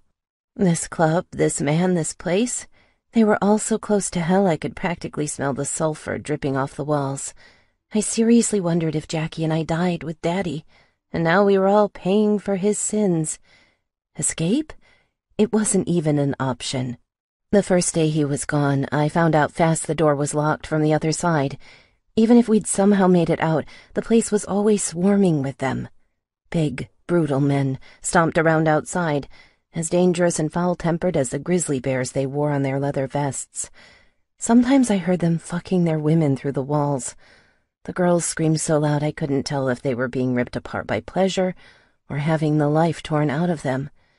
Jackie ate, slept, and took long private trips to the bathroom, avoiding me so I wouldn't see her crying. Watching her kill herself to stay strong really hurt. I was the fuck-up. I'd accepted a bundle of miracle money I knew nothing about, and I'd landed us both here. Jesus, if only I'd taken a fistful of money and woken Jackie up. We could have left that night while we sorted it out. We could have gotten away, stayed in a hotel, avoided all this. If only I'd stopped to think there'd be others after the fortune Daddy left behind in vain. Now it was gone, gone forever, just like any shred of hope that we wouldn't just move from one rung of hell to the next. And that was if we were lucky enough to get away from these monsters. I was skeptical Brass had done anything more than delay what those rougher, darker men wanted to do to us in the basement. Why he'd decided to delay our doom, I couldn't figure out. Did he really have a heart? Or was he just another demon, driven by something different than money and blood, but just as selfish? The third evening, he came in carrying burgers and fries. I could have killed for something leafy and green, but my stomach was so empty and unsettled, it wouldn't let me resist anything I shoved in my face. My stomach rumbled hard when I smelled the greasy, delicious food. "Dinner," he said, passing me a burger. "Try to finish it up fast because we got shit to do tonight."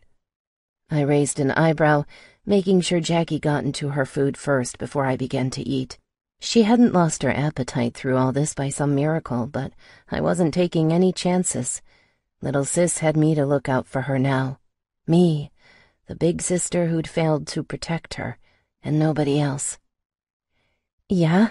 What's that? Spraying us down with Febreze while we're rotting away in here?" A little more venom in my blood replaced the fear the big biker originally inspired every day. He shook his head. "I'm taking you two to your new place. You've been cooped up in my room long enough. If you think it's been fun for me sleeping on the floor, you're a fucking—" He stopped just short of saying idiot. For some reason, the weird catch brought a sour smile to my lips. He was civil in his own twisted way, but that wasn't saying much for men who had no manners whatsoever. "How do we know this isn't another trick?" I said, biting into my cheeseburger. "I don't play games, babe. If I was really gonna drive you out into the boonies and off you, I wouldn't be wasting money feeding your mouths." He smoothed his face with one hand. "Yeah, on the other hand, I guess you don't know shit. That's the way it's gonna stay. You'll just have to take my word for it and be good while I drive you over." "We've had plenty of practice, mister," Jackie chimed in, munching on a fry. "Behaving ourselves is all we've been doing here, in case you hadn't noticed." Brass gave my sister a dark, angry look, but held himself in check. He never lashed out at her, even on the few occasions when she'd insulted him to his face. That surprised me. It was hard to imagine any decency among these men. With the others, I didn't think we'd be so lucky, but Brass, well, he put at least some limits on his explosive testosterone. "Fucking finish up. We don't got all day. I'd rather get you girls out of here without dealing with the brothers." He turned, removing his food from the bag and digging in. I watched him chew. There was no way he could have been more than a few years older than me, somewhere in his mid-20s.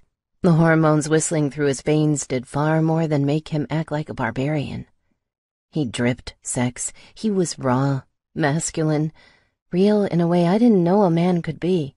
When he came into the room, he commanded my attention. His gravity tilted my whole narrow world to his barrel-chested center. His emerald eyes, I feared, had X-ray vision to see what I was really thinking. I hated, no, loathed admitting it, but if he wasn't holding us prisoner here, wearing that ferocious beast on his jacket, he definitely would have turned my head at any bar. Not that I knew much about that.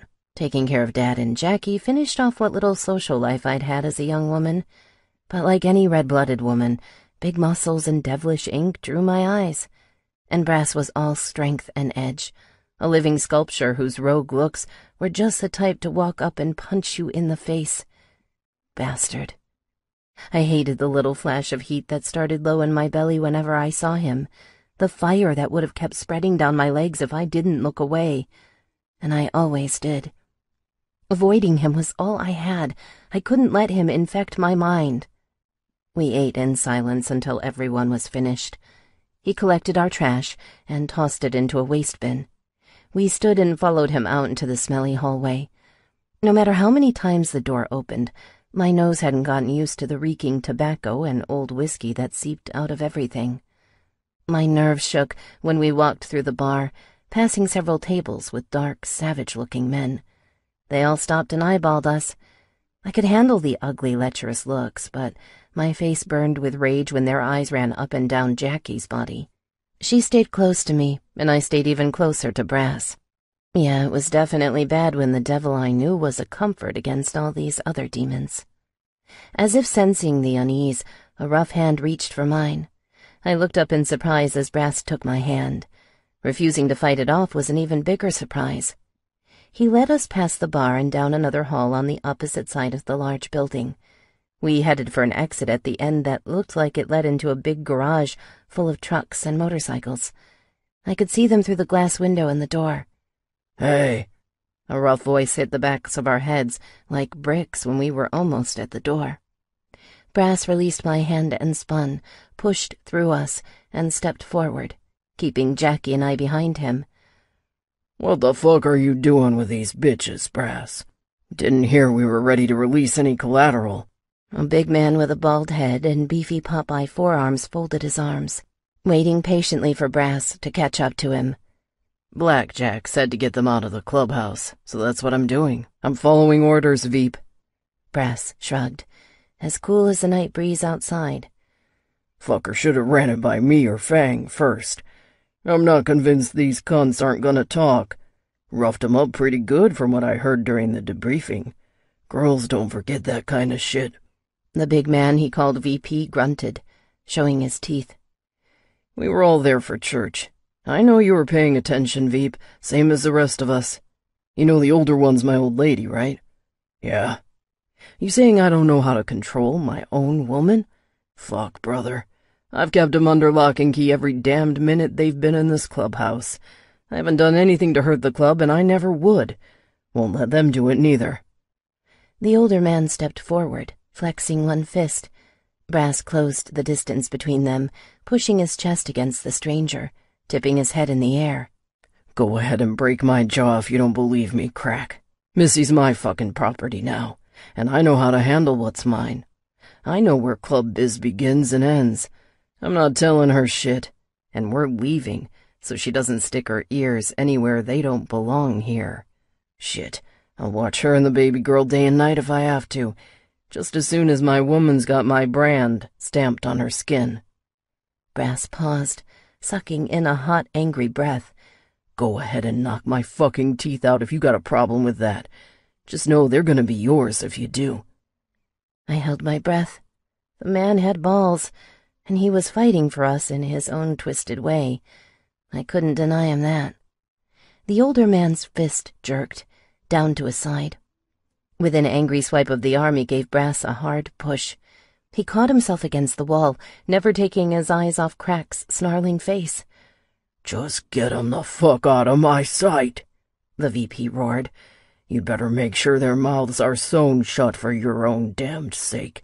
I won't hesitate to take you out back and use the mauler on you myself if I hear a peep out of either of those bitches going to Daddy's old friends. The last fucking thing this club needs is cops sniffing around when the cartel's at our throats." Brass didn't say anything. He nodded once, then turned, leaving the raging volcano behind. When he caught up to me, he grabbed my hand more fiercely this time, throwing open the door. We headed for a rusted old pickup, and he opened the passenger door, waving Jackie and I inside. I helped my sis get in and climbed in myself while he took the driver's side. "Cover your eyes till we're through the gate," Brass growled, backing the truck down a small parking strip. "Can't have either of you looking at this place and its layout. I'll tell you when it's okay to see again." Jackie gave me an uncertain look. "Do it," I mouthed silently, covering her eyes with one hand. She struggled against me for a second, but then relented. We rode for about 5 to 10 minutes in pure silence, listening to the truck's engine humming. Keeping my brain from going to 1,000 pitch-black places was a constant struggle. I didn't want to believe he was going to hurt us or drop off our lifeless bodies, especially not after he'd put up such a convincing show. But I just didn't know. I didn't know anything about this man, except that he was a slightly smoother cog in the brutal machine called the Grizzlies MC. Trusting him wasn't going to happen, not without knowing we had our lives. "Okay, you can open your eyes now," he said firmly. Uncovering Jackie's first, I looked out through the windshield into the night. We were definitely back in town, judging by all the bright lights. Just in time to watch him turn down a narrow residential street I'd seen a few times before. We pulled up next to an old square 3-story building, and he killed the engine, then reached past Jackie and I for the glove compartment. I watched him pull out a plastic tag and hang it on the rearview mirror. "What are we doing here?" Jackie asked, beating me to the punch. "Sleeping, eating, shitting, looking pretty." I frowned at his crude answer. "Whatever the hell you girls do in your off hours, this is your new home." I swallowed. It was too good to be true. Well, as good as having a bland new apartment handed to us by a thug like Brass could be. He got out and slammed his door without saying another word. stopping by the building's glass door to wait for us. I held Jackie's hand until she shook me off. Whatever, as long as she was following my footsteps. The place had that 80s feel, and it smelled just as old, too. But after 3 days in the stinking clubhouse, anything was an improvement. Brass led us up a small staircase and stopped at the second door on the right. Number 205. That's your new place. He shoved a key in and popped the door, holding it open for us. We stepped inside. The biggest surprise was seeing the place fully furnished. The couch, chairs, and little dining table next to the kitchen weren't going to win any awards for fashion, but they looked clean and functional. I walked around, eyeing my new home, leaning close to the tacky brown sofa and giving it a sniff. Thank God, the smoky old stink of the clubhouse wasn't bleeding out the cushions, so he hadn't gotten it from there. Jackie walked straight into the little hall. I joined her a second later, wondering why she looked so perked up. 2 bedrooms, she chirped. That's a lot better than the crap I thought he'd... She stopped, swallowing her words. Brass stood at the other end of the hall, his arms folded, looking seriously scary in the darkness. I reached for a switch in the bathroom and flipped it on. The light did a lot to take the evil edge off him, but he still looked like he'd leave scorch marks if I got too close. He was all muscle, all fire rippling in his flesh, and he held every last key to our fate in his big calloused hand. Catch. He threw me the small bundle of keys and I threw my hands out, wrapping my fingers around it. You're paid up through the end of the month, and I'll chip in something for next month too, as needed. He turned. I followed him into the living room while Jackie lingered in the bigger bedroom. She'd already claimed hers. Not something I was going to fight her about. The couch folds down, he said, flopping on it in front of me. His leather cut jumped up his stomach for a second, revealing a tight set of abs I hadn't seen on a man outside underwear ads and magazines.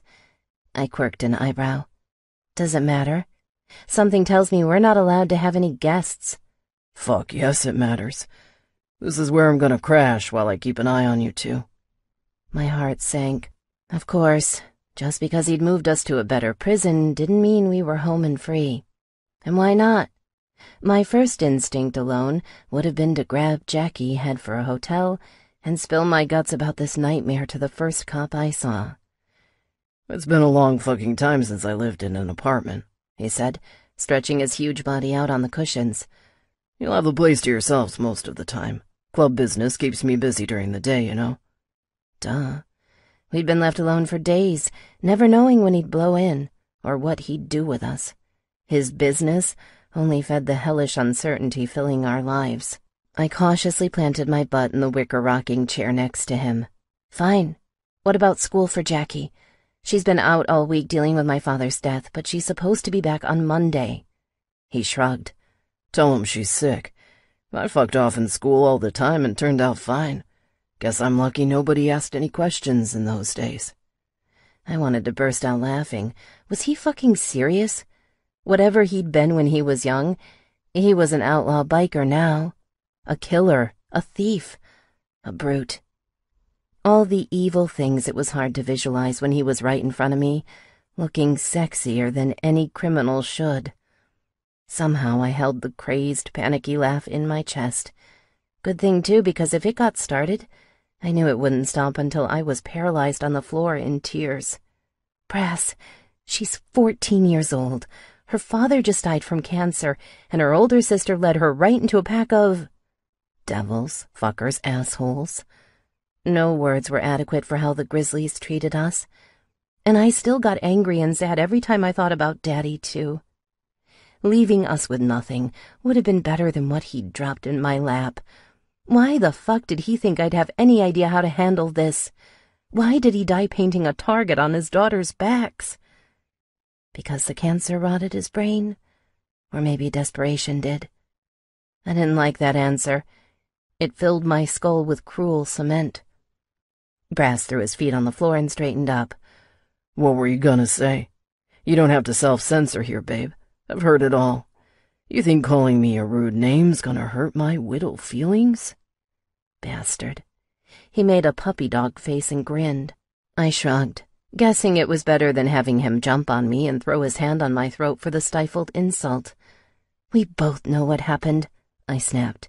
"There's no need to resort to name-calling. I don't need to sink to your level." He laughed, a low, rich, smoky baritone sound, older sounding than his face suggested. "Sure wish you would. Might help you blow off some fucking steam. Christ, I know I need to. If you think I like having to deal with this shit, hostages, you're wrong. Deadly fucking wrong. I'm doing the best I can to make my brothers happy and to keep you alive." He had me there. After bringing us here, I was starting to believe his bullshit, and that made me hate him even more. I shot daggers out of my eyes as I looked at him, annoyed that his face looked too handsome to cut. If only he could have been a total gargoyle. Feeding the hatred would have been so much easier.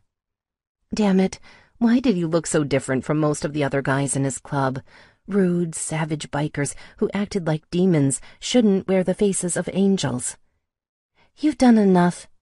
I don't like this crap, but I'm not an idiot, Brass. I won't go out.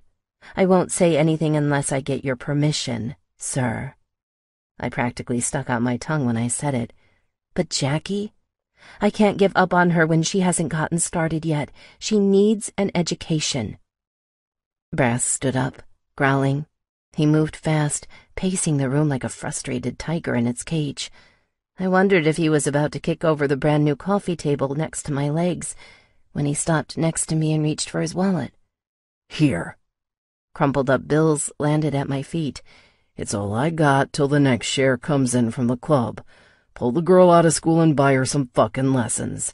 500's gotta get something. I can't fucking risk her breaking down and tattling to teacher. You'll listen to these lessons and make sure she doesn't say anything she shouldn't."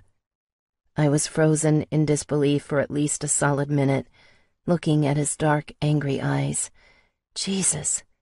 He was very, very good at making it hard to hate him, especially when the way he'd given me the money should have made it easy. Hell, $500 didn't make a dent in the $2 million we'd lost. "It wasn't yours," a sad voice in my head reminded me. "You didn't do anything to deserve it, and whatever your father did was evil." Ignoring the sly voice in my head, I scooped up the money, stuffing it into my pocket.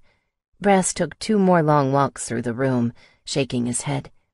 It was like watching a grenade having its pin stuffed in before it went off. "Look, I'm really fucking sorry all this shit had to come down like this.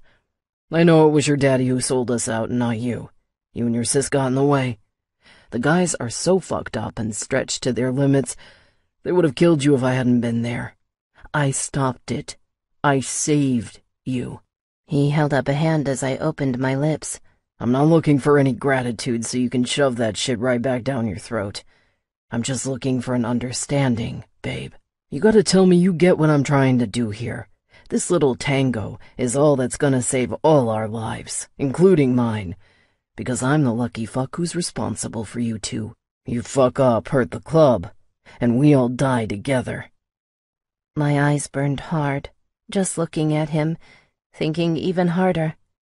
Ugh, he'd never stop being a bastard, but right now he was right. "I understand, Brass. I hate to admit it, but I do. I'll try to cooperate." "Try?" he snorted. "You're gonna have to do better than that, babe. If you ever want to go free, you're gonna have to prove to the club you can be trusted." No, there's no fucking way. My head started spinning all over again. And how the hell am I supposed to do that? "You saw the state the clubhouse was in? Shit, you smelled it." He paused. "You need money, right? I talked to Blackjack, and he's willing to have you around to clean shit up. We'll pay you 2 or 3 times what some maid would get, because you've got extra incentive to keep your pretty pink mouth shut." I was shaking my head before he finished, started shaking it even harder when he added that last part. I couldn't go to that stinking, filthy, evil place again, and I definitely didn't need this sick attraction going both ways. "No." Brass blinked in surprise after I said it. "I'll wait this out. I'll find a different job. I can't go back there again. I just—" "You can and you will," he growled. "Babe, much as I wish I was offering you a real choice, It's a fucking illusion. You're gonna do this for me, and you're gonna do it right. If we're lucky, we'll be too busy focusing on our war to get in your hair. If the guys believe you're really my old lady, they won't give a shit if you fade into the background, and neither will I. Old lady? He'd said that word before. It was strange, crude like everything else that came from his wicked lips. Okay, you need to tell me what that means. You talked about me with that man Crack like I was your... The word stuck in my throat. I had to force it out. Property. Does old lady mean slave, Brass? Slave to the heart, maybe. Being claimed is the best damned thing a girl can hope for hanging around men like us. You become an old lady, you get special privileges. You're not like the rest of the whores and sluts. He grunted, struggling to explain, his face turning red as he eyed the confusion on mine. I didn't marry you or nothing, babe. But if you still don't get it, taking a wife's the closest equivalent in your world. My heart skipped a beat. Shit, maybe 10. I started to slump back in the chair, feeling the tremor rising in my body. Horror, rage, and hate shot to my throat. I coughed once to push it down. No use. You can't be serious. And you waited until now to tell me this? I shook my head for the 100th time that night, feeling blood rattle in my temples. You're sick. This whole fucking thing is... God, I'm starting to wish you'd let the rest of those animals pull the trigger. Brass moved like lightning. The rocking chair was tipped back and he was face to face with me, all rage, a rough glint in his dark green eyes that turned my skin into goosebumps. Shut the fuck up. I know you don't mean that shit, but I'll be a goddamned devil before I let you say that fucking bullshit to my face again. You'd better learn to control your tongue, babe, or someone a whole lot shorter fused than me's gonna cut it right off. I stopped thinking. My hand went up and grazed his face, slapping him across the cheek. I didn't care what happened anymore. This hot and cold, good cop, bad cop act had to die, or else I would first. I flew out of my chair before he could grab me and hit the couch. Rolling, I wondered why he wasn't holding me down, laying into me with words, or worse. What the hell? Brass wasn't even looking at me. He was staring at Jackie, who'd just come into the room and stood staring at us, one hand clenched on the corner of the wall. It's okay, I spat, twisting my feet to take a normal sitting position. We were just talking about work, a job opportunity. I looked at Brass, hoping he'd give me a little support. His face was completely cold, if it wasn't just pure fire. We're done talking. I'm heading out till later. His eyes drilled deeper into mine. I gave you some shit to think about and said everything I needed to. You're gonna mull it over and find a tutor for your sis, while I take care of business. He turned, heading straight for the door, and slammed it behind him without another word. I hated him even when he was gone. He'd just forced me into this hell's tightest corner, trying to convince my sister everything was all right, when I didn't believe it for a second. I didn't hear him come in that night. When I woke up and padded to the bathroom in the morning, I saw the lumpy blanket thrown across the couch, but he wasn't there either. It wasn't until I went into the kitchen to check and see if we had any food that I finally saw him. He was leaning on the counter, shoveling a bowl of food into his mouth with a spoon. Eggs, hash, and sausage. There's more underneath those lids on the stove if you want it. You find a tutor for your sis or what? Just barely started looking, I said. Had other things on my mind. It had taken an hour just to calm down and convince Jackie everything was okay. By the time I got on the crappy old computer he'd left us and started to look, my brain was overwhelmed with my own selfish problems. Rock met hard place the instant I held Brass's dirty money in my hands. The bastard made me realize there was no way out unless I did exactly what he said. I hated it, and hated it even more that I couldn't deny it. Brass finished his last bite and dropped his bowl in the sink. It landed with a clatter that made me jump. Annoyed, I straightened my long pajama shirt and looked at him. Listen, I thought about what you said last night. I waited until he looked up. Your club's full of the most disgusting pigs I've ever seen, but that doesn't mean I want to live like this forever. I can't be a prisoner, and neither can Jackie.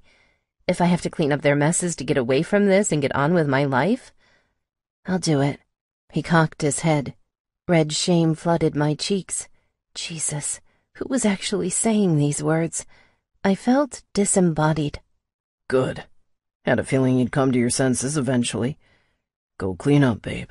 You're heading in with me today. Panic clogged my throat. But Jackie doesn't have a tutor yet. So? You said you're working on that, he said, taking a step closer. I trust you're not shitting me about the girl talking, right? Part of me wished she would. If it wouldn't mean changing our names and hiding like rats for the rest of our lives, I wanted Jackie to freak out, run to the police, anything to get this apartment and their clubhouse raided. My heart swelled with grim satisfaction when I imagined all the Grizzlies clapped in irons and loaded into a SWAT team's van. Everybody except the bastard standing in front of me. For some unholy reason, imagining him in handcuffs tugged at my heart, filled me with a thick, sickly guilt. Stepping up to him, I closed the distance between us, standing on my tiptoes until we were eyeball to eyeball. I keep my promises. Neither of us will say anything to anyone. She can stay here. Just let me talk to her before we leave. I turned before he could say anything and headed for her room. Knocking several times on her door gave no response. I grabbed the doorknob and pushed it open, finding her halfway awake, sprawled out on the narrow double bed. "What's going on?" My sister sat up, her eyes wide. There'd been too much bad news lately not to panic when these unexpected visits happened. "I'm going out for a while. I need you to stay here. There's games and reading to do on the computer. I'd really appreciate it if you can do some math or history while I'm trying to get you the teacher we talked about." She wrinkled her nose and sat up, throwing off the covers. "You're working for him, aren't you? Are they even paying you, Missy? Or are we just total slaves now?" My lips tingled, ready to throw sisterly venom back at her. God damn it. It would have been so much easier if the question didn't strike so deep. "We're working off Daddy's debt. Think of it that way," I said, sitting on the bed next to her. I reached out to touch her shoulder, but she pulled away, looking at me like I was covered in stinking motor oil. "Is that why they took all the money and threatened to kill us? Was it all about the cash in that bag?" She leaned forward, clawing at the blanket. "You're treating me like shit. I'm not a little kid. I can handle the truth, Missy. Why won't you give it to me?" Because some truths are so fucking brutal, it's blinding to look at them head on, I thought. I had to think fast, scramble to find my words, something to shut down the battle brewing. "I already told you. Before he died, Dad made some big mistakes. Terrible mistakes. The cancer really screwed up his head. He took some things from people he really shouldn't have. I don't like them either. They're bastards. But they've got their reasons for being pissed." Jackie closed her eyes and shook her head, annoyed with all my half-answers. If only she knew the half-assed answers really were the best ones I had. I didn't have a clue what was going on with Brass's MC, the cartel, and the money, not to mention all those phantom whispers about a war. A big part of me didn't even want to know why we were in this shitstorm. What did it matter? Knowledge wasn't power here. Right now, all I cared about was clawing my way out and dragging Jackie with me to the safe, distant shore. "Reasons?"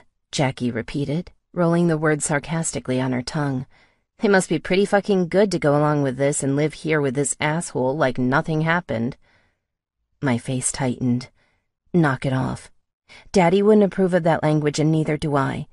You still got some growing up to do, sis. I know this doesn't make sense right now. One day it will. I'm trying to do what's best, and it's really fucking hard. I ran a hand over my face. So much for leading by example. Jackie turned away from me, pulling her feet up to her chest. It was over. When she went fetal, I knew we were done talking.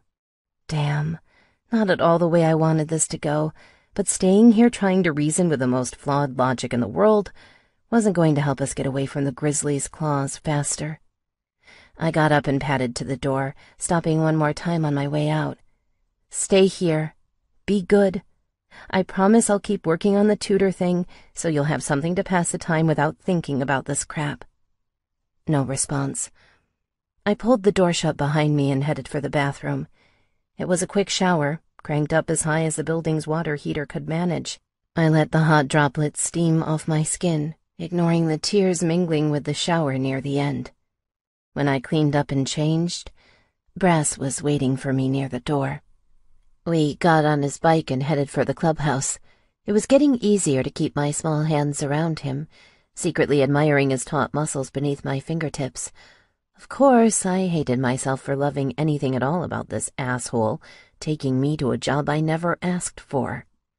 Just before we hit the highway, he told me to cover my eyes. The man still didn't trust me to see where his clubhouse was. I did what he asked, tucking my face deep into his back.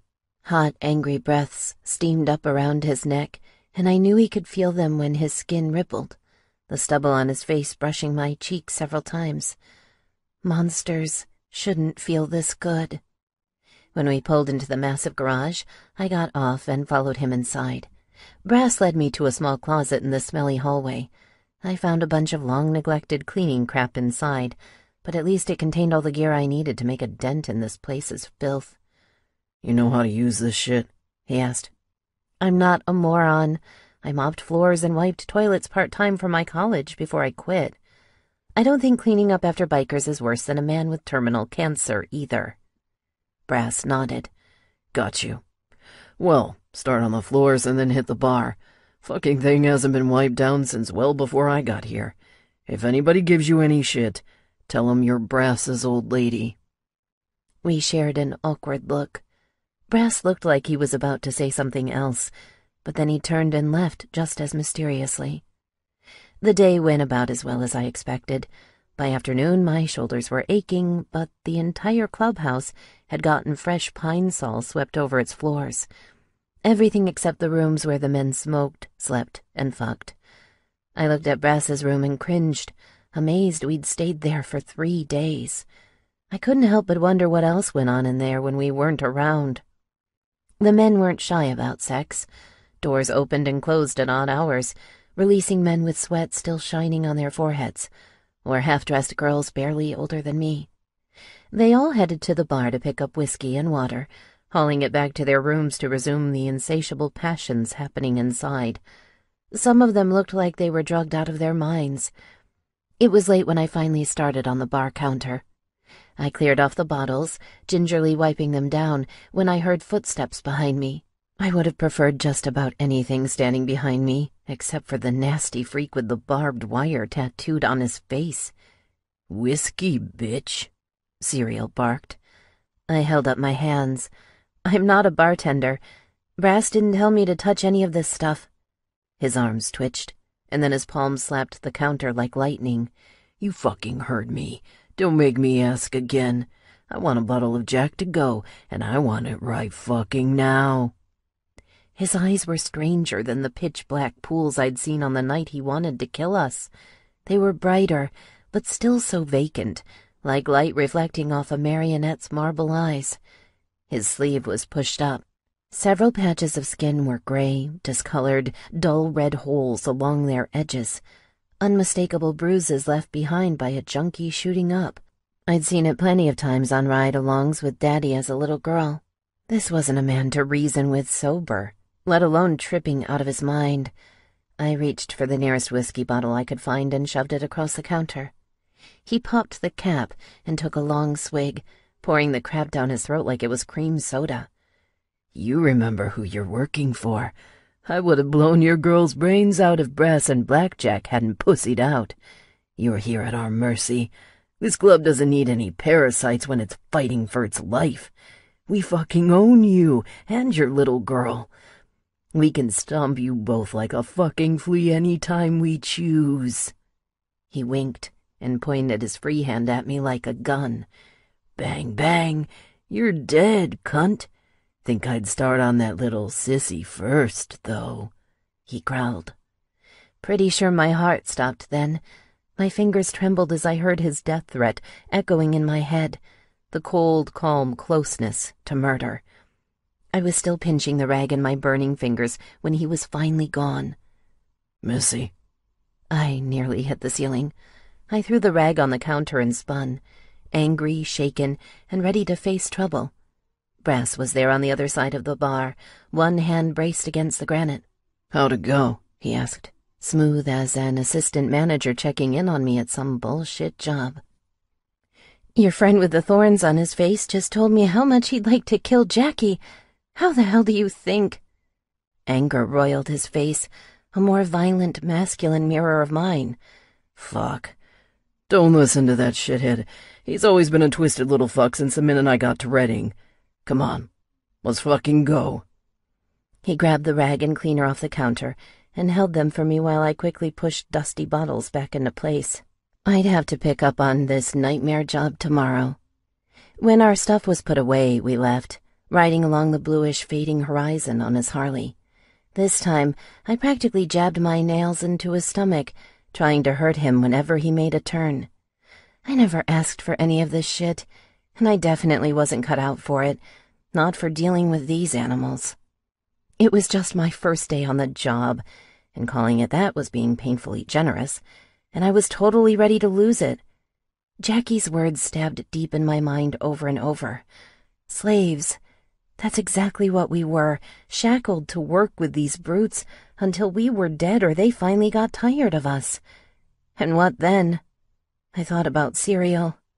Bang, bang. I pressed my hands tight around Brass's waist. Rage churned in my veins, so potent I refused to recognize how seductive his stupid, sexy abs were beneath my hands. What if we never came back? Jackie would eventually break, leave the apartment and run, wouldn't she? I chewed my lip, seriously considering hurling my fingernails into Brass's eyes, making him wreck the bike before we got off the highway. But killing him and snapping my own neck wouldn't get us out of this. Not without giving my sister more hellish memories that would haunt her for the rest of her life. I wanted it to be easy with him, just once. I wanted to treat him like one of them, an easy target for my hatred, my pain, my will to survive. Brass parked the Harley next to the apartment and switched it off. Quickly climbing off, he faced me, ripping off my helmet before I could work off the strap myself. Fucking shit, babe. I thought you were gonna tear a hole in my guts the whole ride here. What's eating you? I turned away. The painful lump in my throat made it impossible to speak.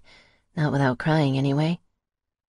Don't do this, Missy, he growled, throwing one strong hand on my shoulder. I need you to either keep it together or let me know what the fuck's going on so I can fix it. If you're upset about cereal, I'll break his fucking nose next time I see him. Brother or no, I'm not gonna let that psycho fuckwit shit all over my old— Don't say it, I snapped. He tried to hold on, but I was too quick in his grip, too tentative. I ripped myself away, climbing off the bike, throwing my hands into my pockets for the apartment's keys. He knew better than to follow me inside when I was this upset. Jackie was locked in her room, refusing to respond every time I knocked. I left her a thick sandwich I threw together and a tall water bottle outside her door. Then I cleaned up and turned in. The stink of cleaner and old smoke came off easy enough, but the putrid reek of bad luck didn't. Practically scrubbed my skin raw, wishing I could wipe away every trace of evil. But it wasn't all on the outside, was it? Of course not, because that would be too convenient. The real problem was the corruption inside me, the way Brass had gotten underneath my skin. I had my chance to kill him for Jackie's sake, and I knew there'd be more. Maybe there'd be a dozen chances. And I'd pass them all up, wouldn't I? All because I didn't have a clue how to relate to this asshole who should have disgusted me just as much as cereal. It was fucking sick, and so was I. My pussy betrayed me every time I got close to him, tingling while my nipples hardened, begging to be fucked by King Asshole. Unfortunately, this asshole saved us. He'd delayed our doom while he continued to drag me back to his sick brothers every fucking day. He was the last little thread that held me together, kept me from lashing out, doing something stupid and getting us all killed. I shouldn't care. much less about him. Nothing should have mattered except freeing my sister, even if it cost me my own life. And I shouldn't have had the kind of thoughts I did while riding this bike, imagining what it would be like to run my hands on his stomach without leather and denim between his skin and mine. I shouldn't sweat and shake when his green eyes bathed me in his teal fire, wondering what his glare would look like only inches apart, watching me as I lost my mind on his cock. Stockholm Syndrome. Wasn't that what they called it when a woman starts admiring her captor? What the hell did they call it when she was way past admiring, aching to run her tongue down his chest, and then even lower? I wasn't sure, but I sank a little more into its one-way grasp every minute I was around him, and that scared the shit out of me. God, I had a better idea how to handle my slave work with the Grizzlies and the dead-eyed killers milling around the clubhouse. Serial's evil words hurt, but they didn't leave me confused, wrecked, disembodied. The hatred between us was a clear wall, keeping him away from my world and me out of his, as long as I watched my step. I didn't have that luxury in my own fucking home, if I wanted to call this apartment that. I didn't have anything, much less my sanity, while I was forced to live here with him. No protection, no safety, not even the comfort black and white hate provided. I never heard him come home as usual. Whenever he finally dragged himself in and crashed on the sofa, I was already long asleep, my red eyes spinning in their nightmares after crying me to sleep. 4. Cruel Charade. Brass. I ripped circles through Redding half the fucking night on my bike, feeling the spots on my stomach where her nails almost tore through my clothes. Why couldn't anything be easy with this girl? Why the fuck couldn't I catch a goddamn break just one time? I thought my ship was sliding into Happy Harbor that morning when she'd settled the hell down, agreeing to work on the one and only path that might set us all free. Then Serial had to stick his fucked-up nose into it. Shit. I should have rode straight to the clubhouse, kicked down the door, and pummeled his ugly face till it shattered. Too bad the asshole was the best shot this club had, and the prez made it crystal fucking clear we'd need a good sniper on the roof if the cartel ever got the balls to attack our clubhouse. Didn't stop me from wanting to beat him raw. It'd be satisfying for the first 60 seconds, before all the brothers descended on me, beating my ass to death before they dragged the girls away to the warehouse to be slaughtered like animals. I hadn't been so frustrated since sitting through Sis's wedding reception, surrounded by prairie pussies. I'd kept it together in Reno without taking a hit, but fuck, my whole body ached for one right now. At least shooting smack up my veins would have cut my fuming body a break. I couldn't lose the hard-on turning my cock to steel no matter how many miles I rode, fighting to push Missy out of my mind like a madman stuck on OCD. How fucked up was I for wanting her to scratch through my clothes on that tense ride home? If she would have gone at it a little harder, a little lower, I would have parked the bike on the side of the road and thrown her to the ground. Tossing her to the earth and ripping off her pants sounded better than a shot of pure fucking heaven right about now. What I wouldn't give to feel her, fuck her, mark her with my teeth. I hadn't even given her a proper brand yet. No, she wasn't really my old lady, but damn if I didn't want to make her fuck like one.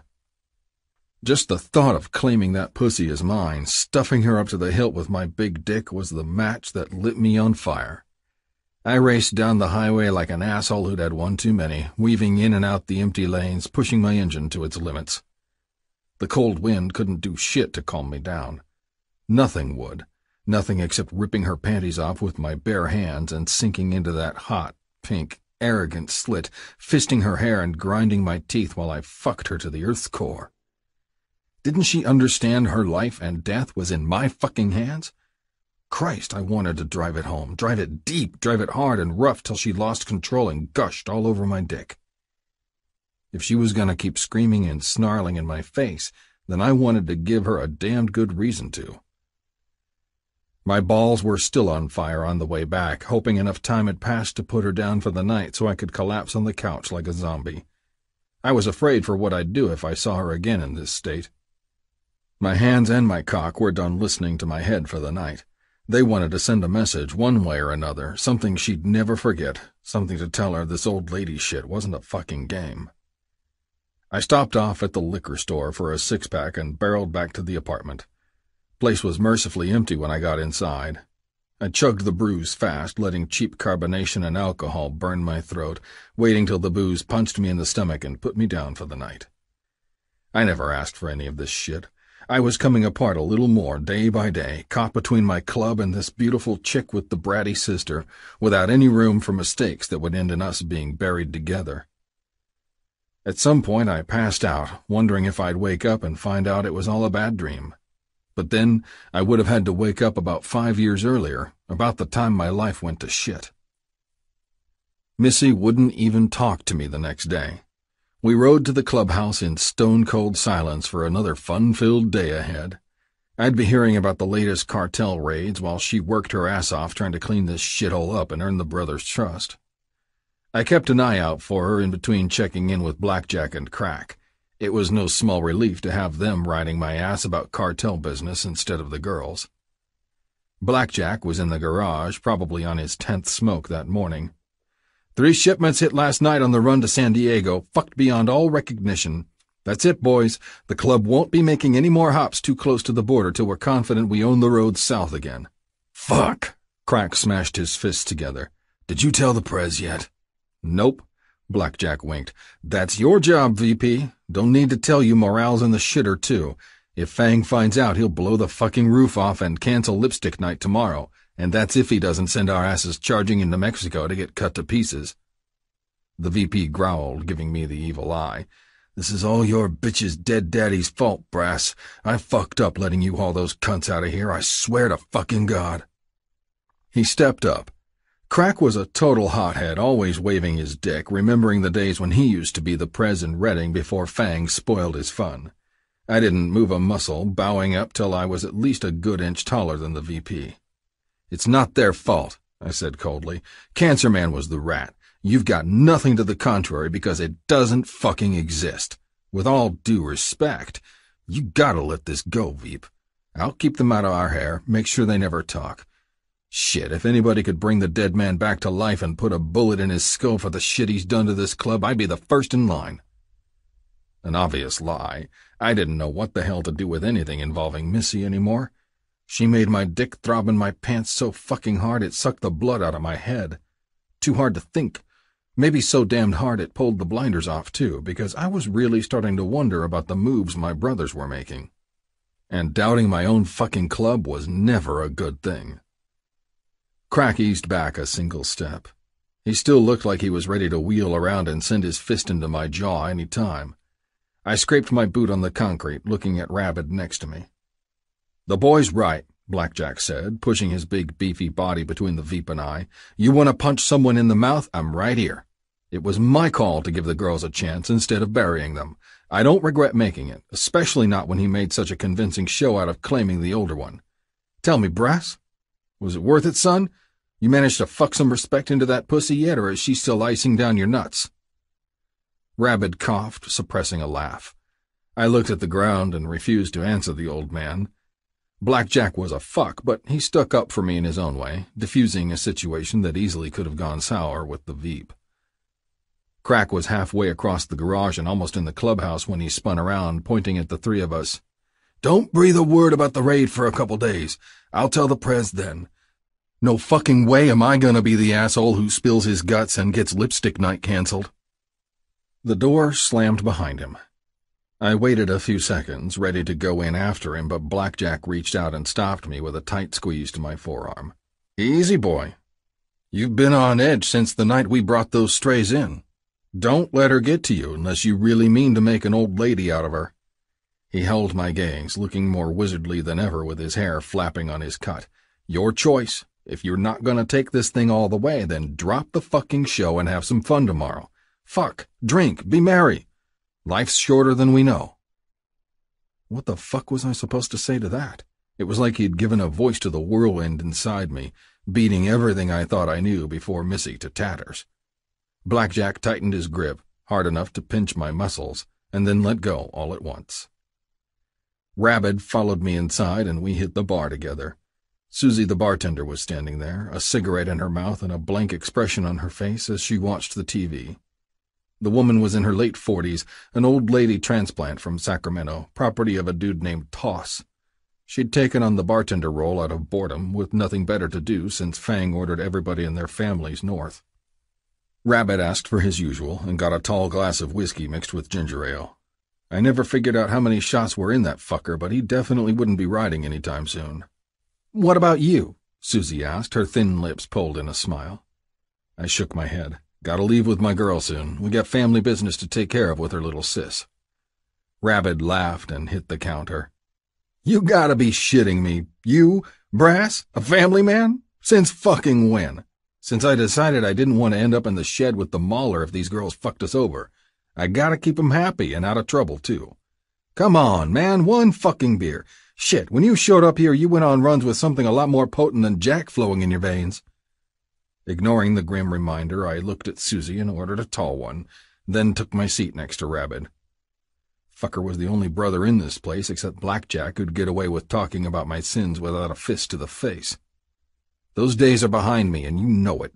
I'm staying clean for the club. This fucking shit with the cartel's getting serious. We slack off drunk too many nights with our hands on our dicks, we'll all wake up one day burned to a crisp or else having our heads chopped off.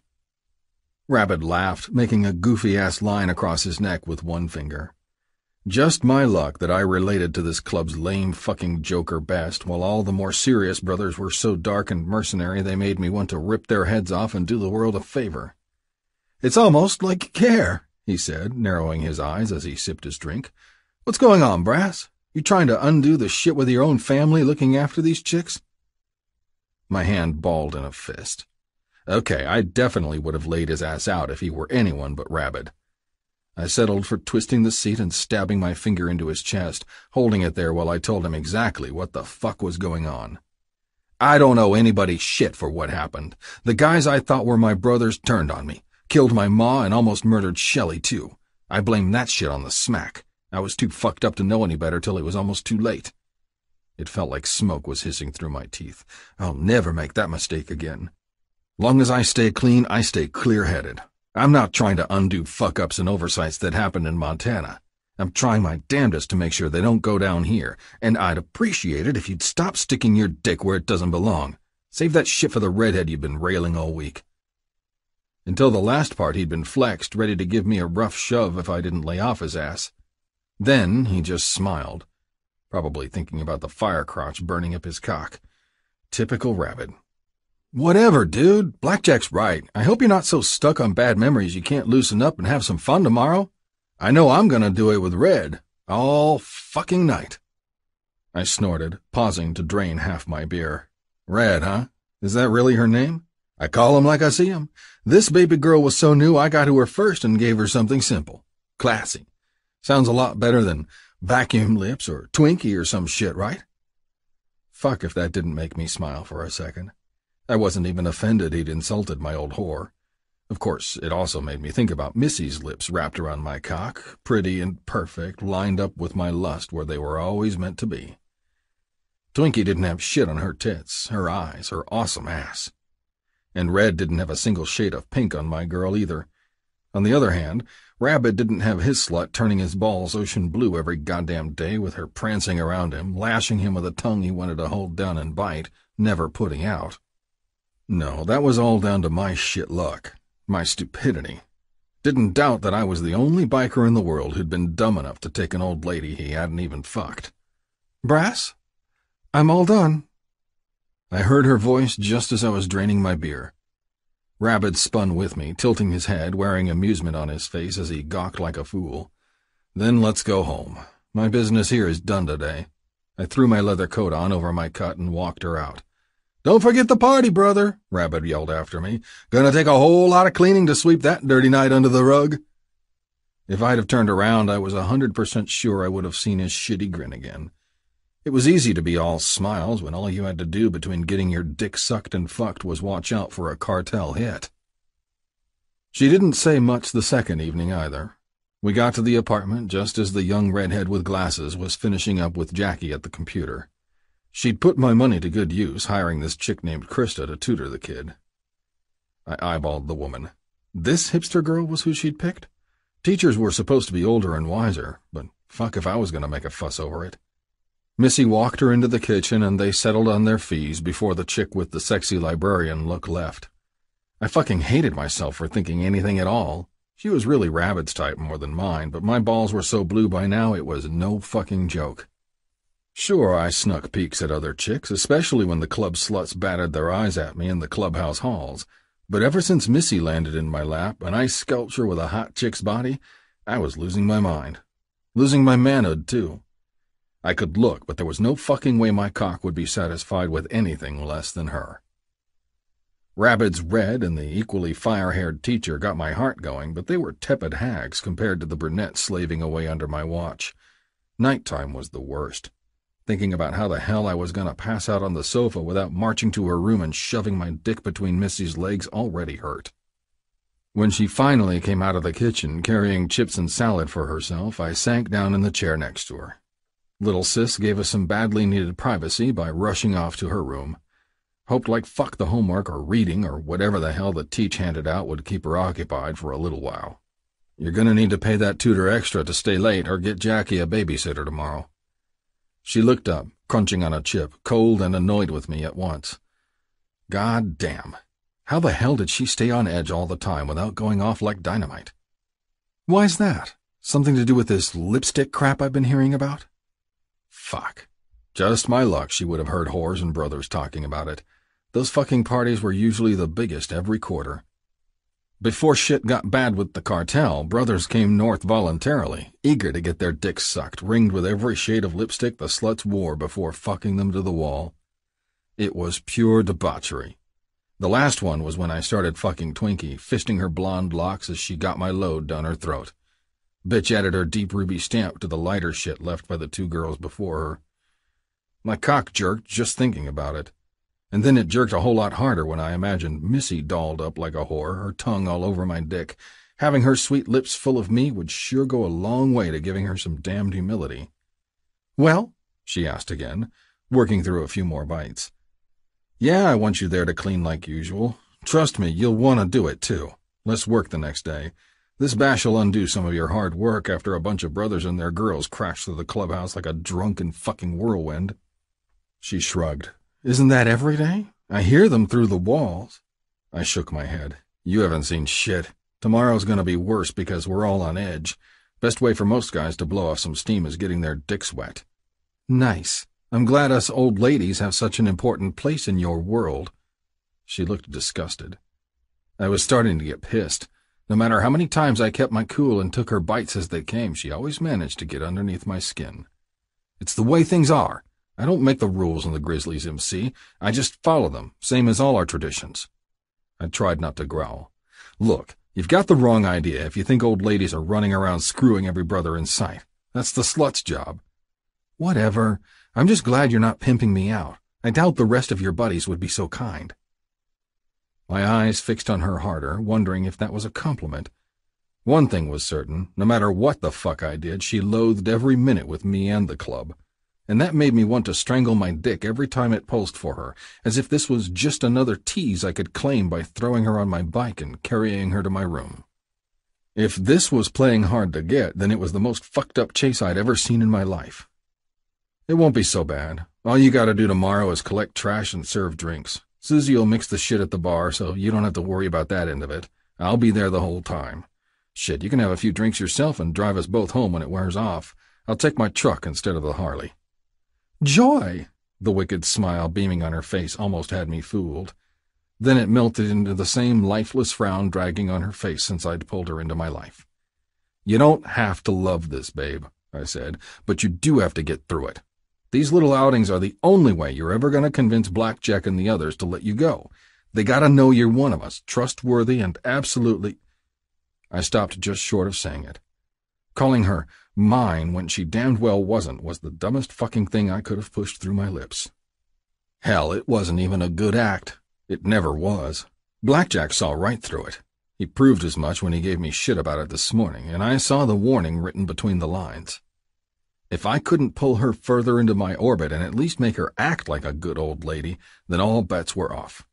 They threatened to collapse at any time with the Mexicans lighting fires in our backyard.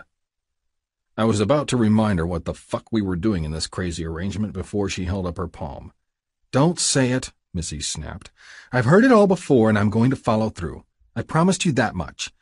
Even if I hate it, and I will, Brass, every fucking second, I'll get through it. I'll do anything to make sure Jackie and I get out of this alive."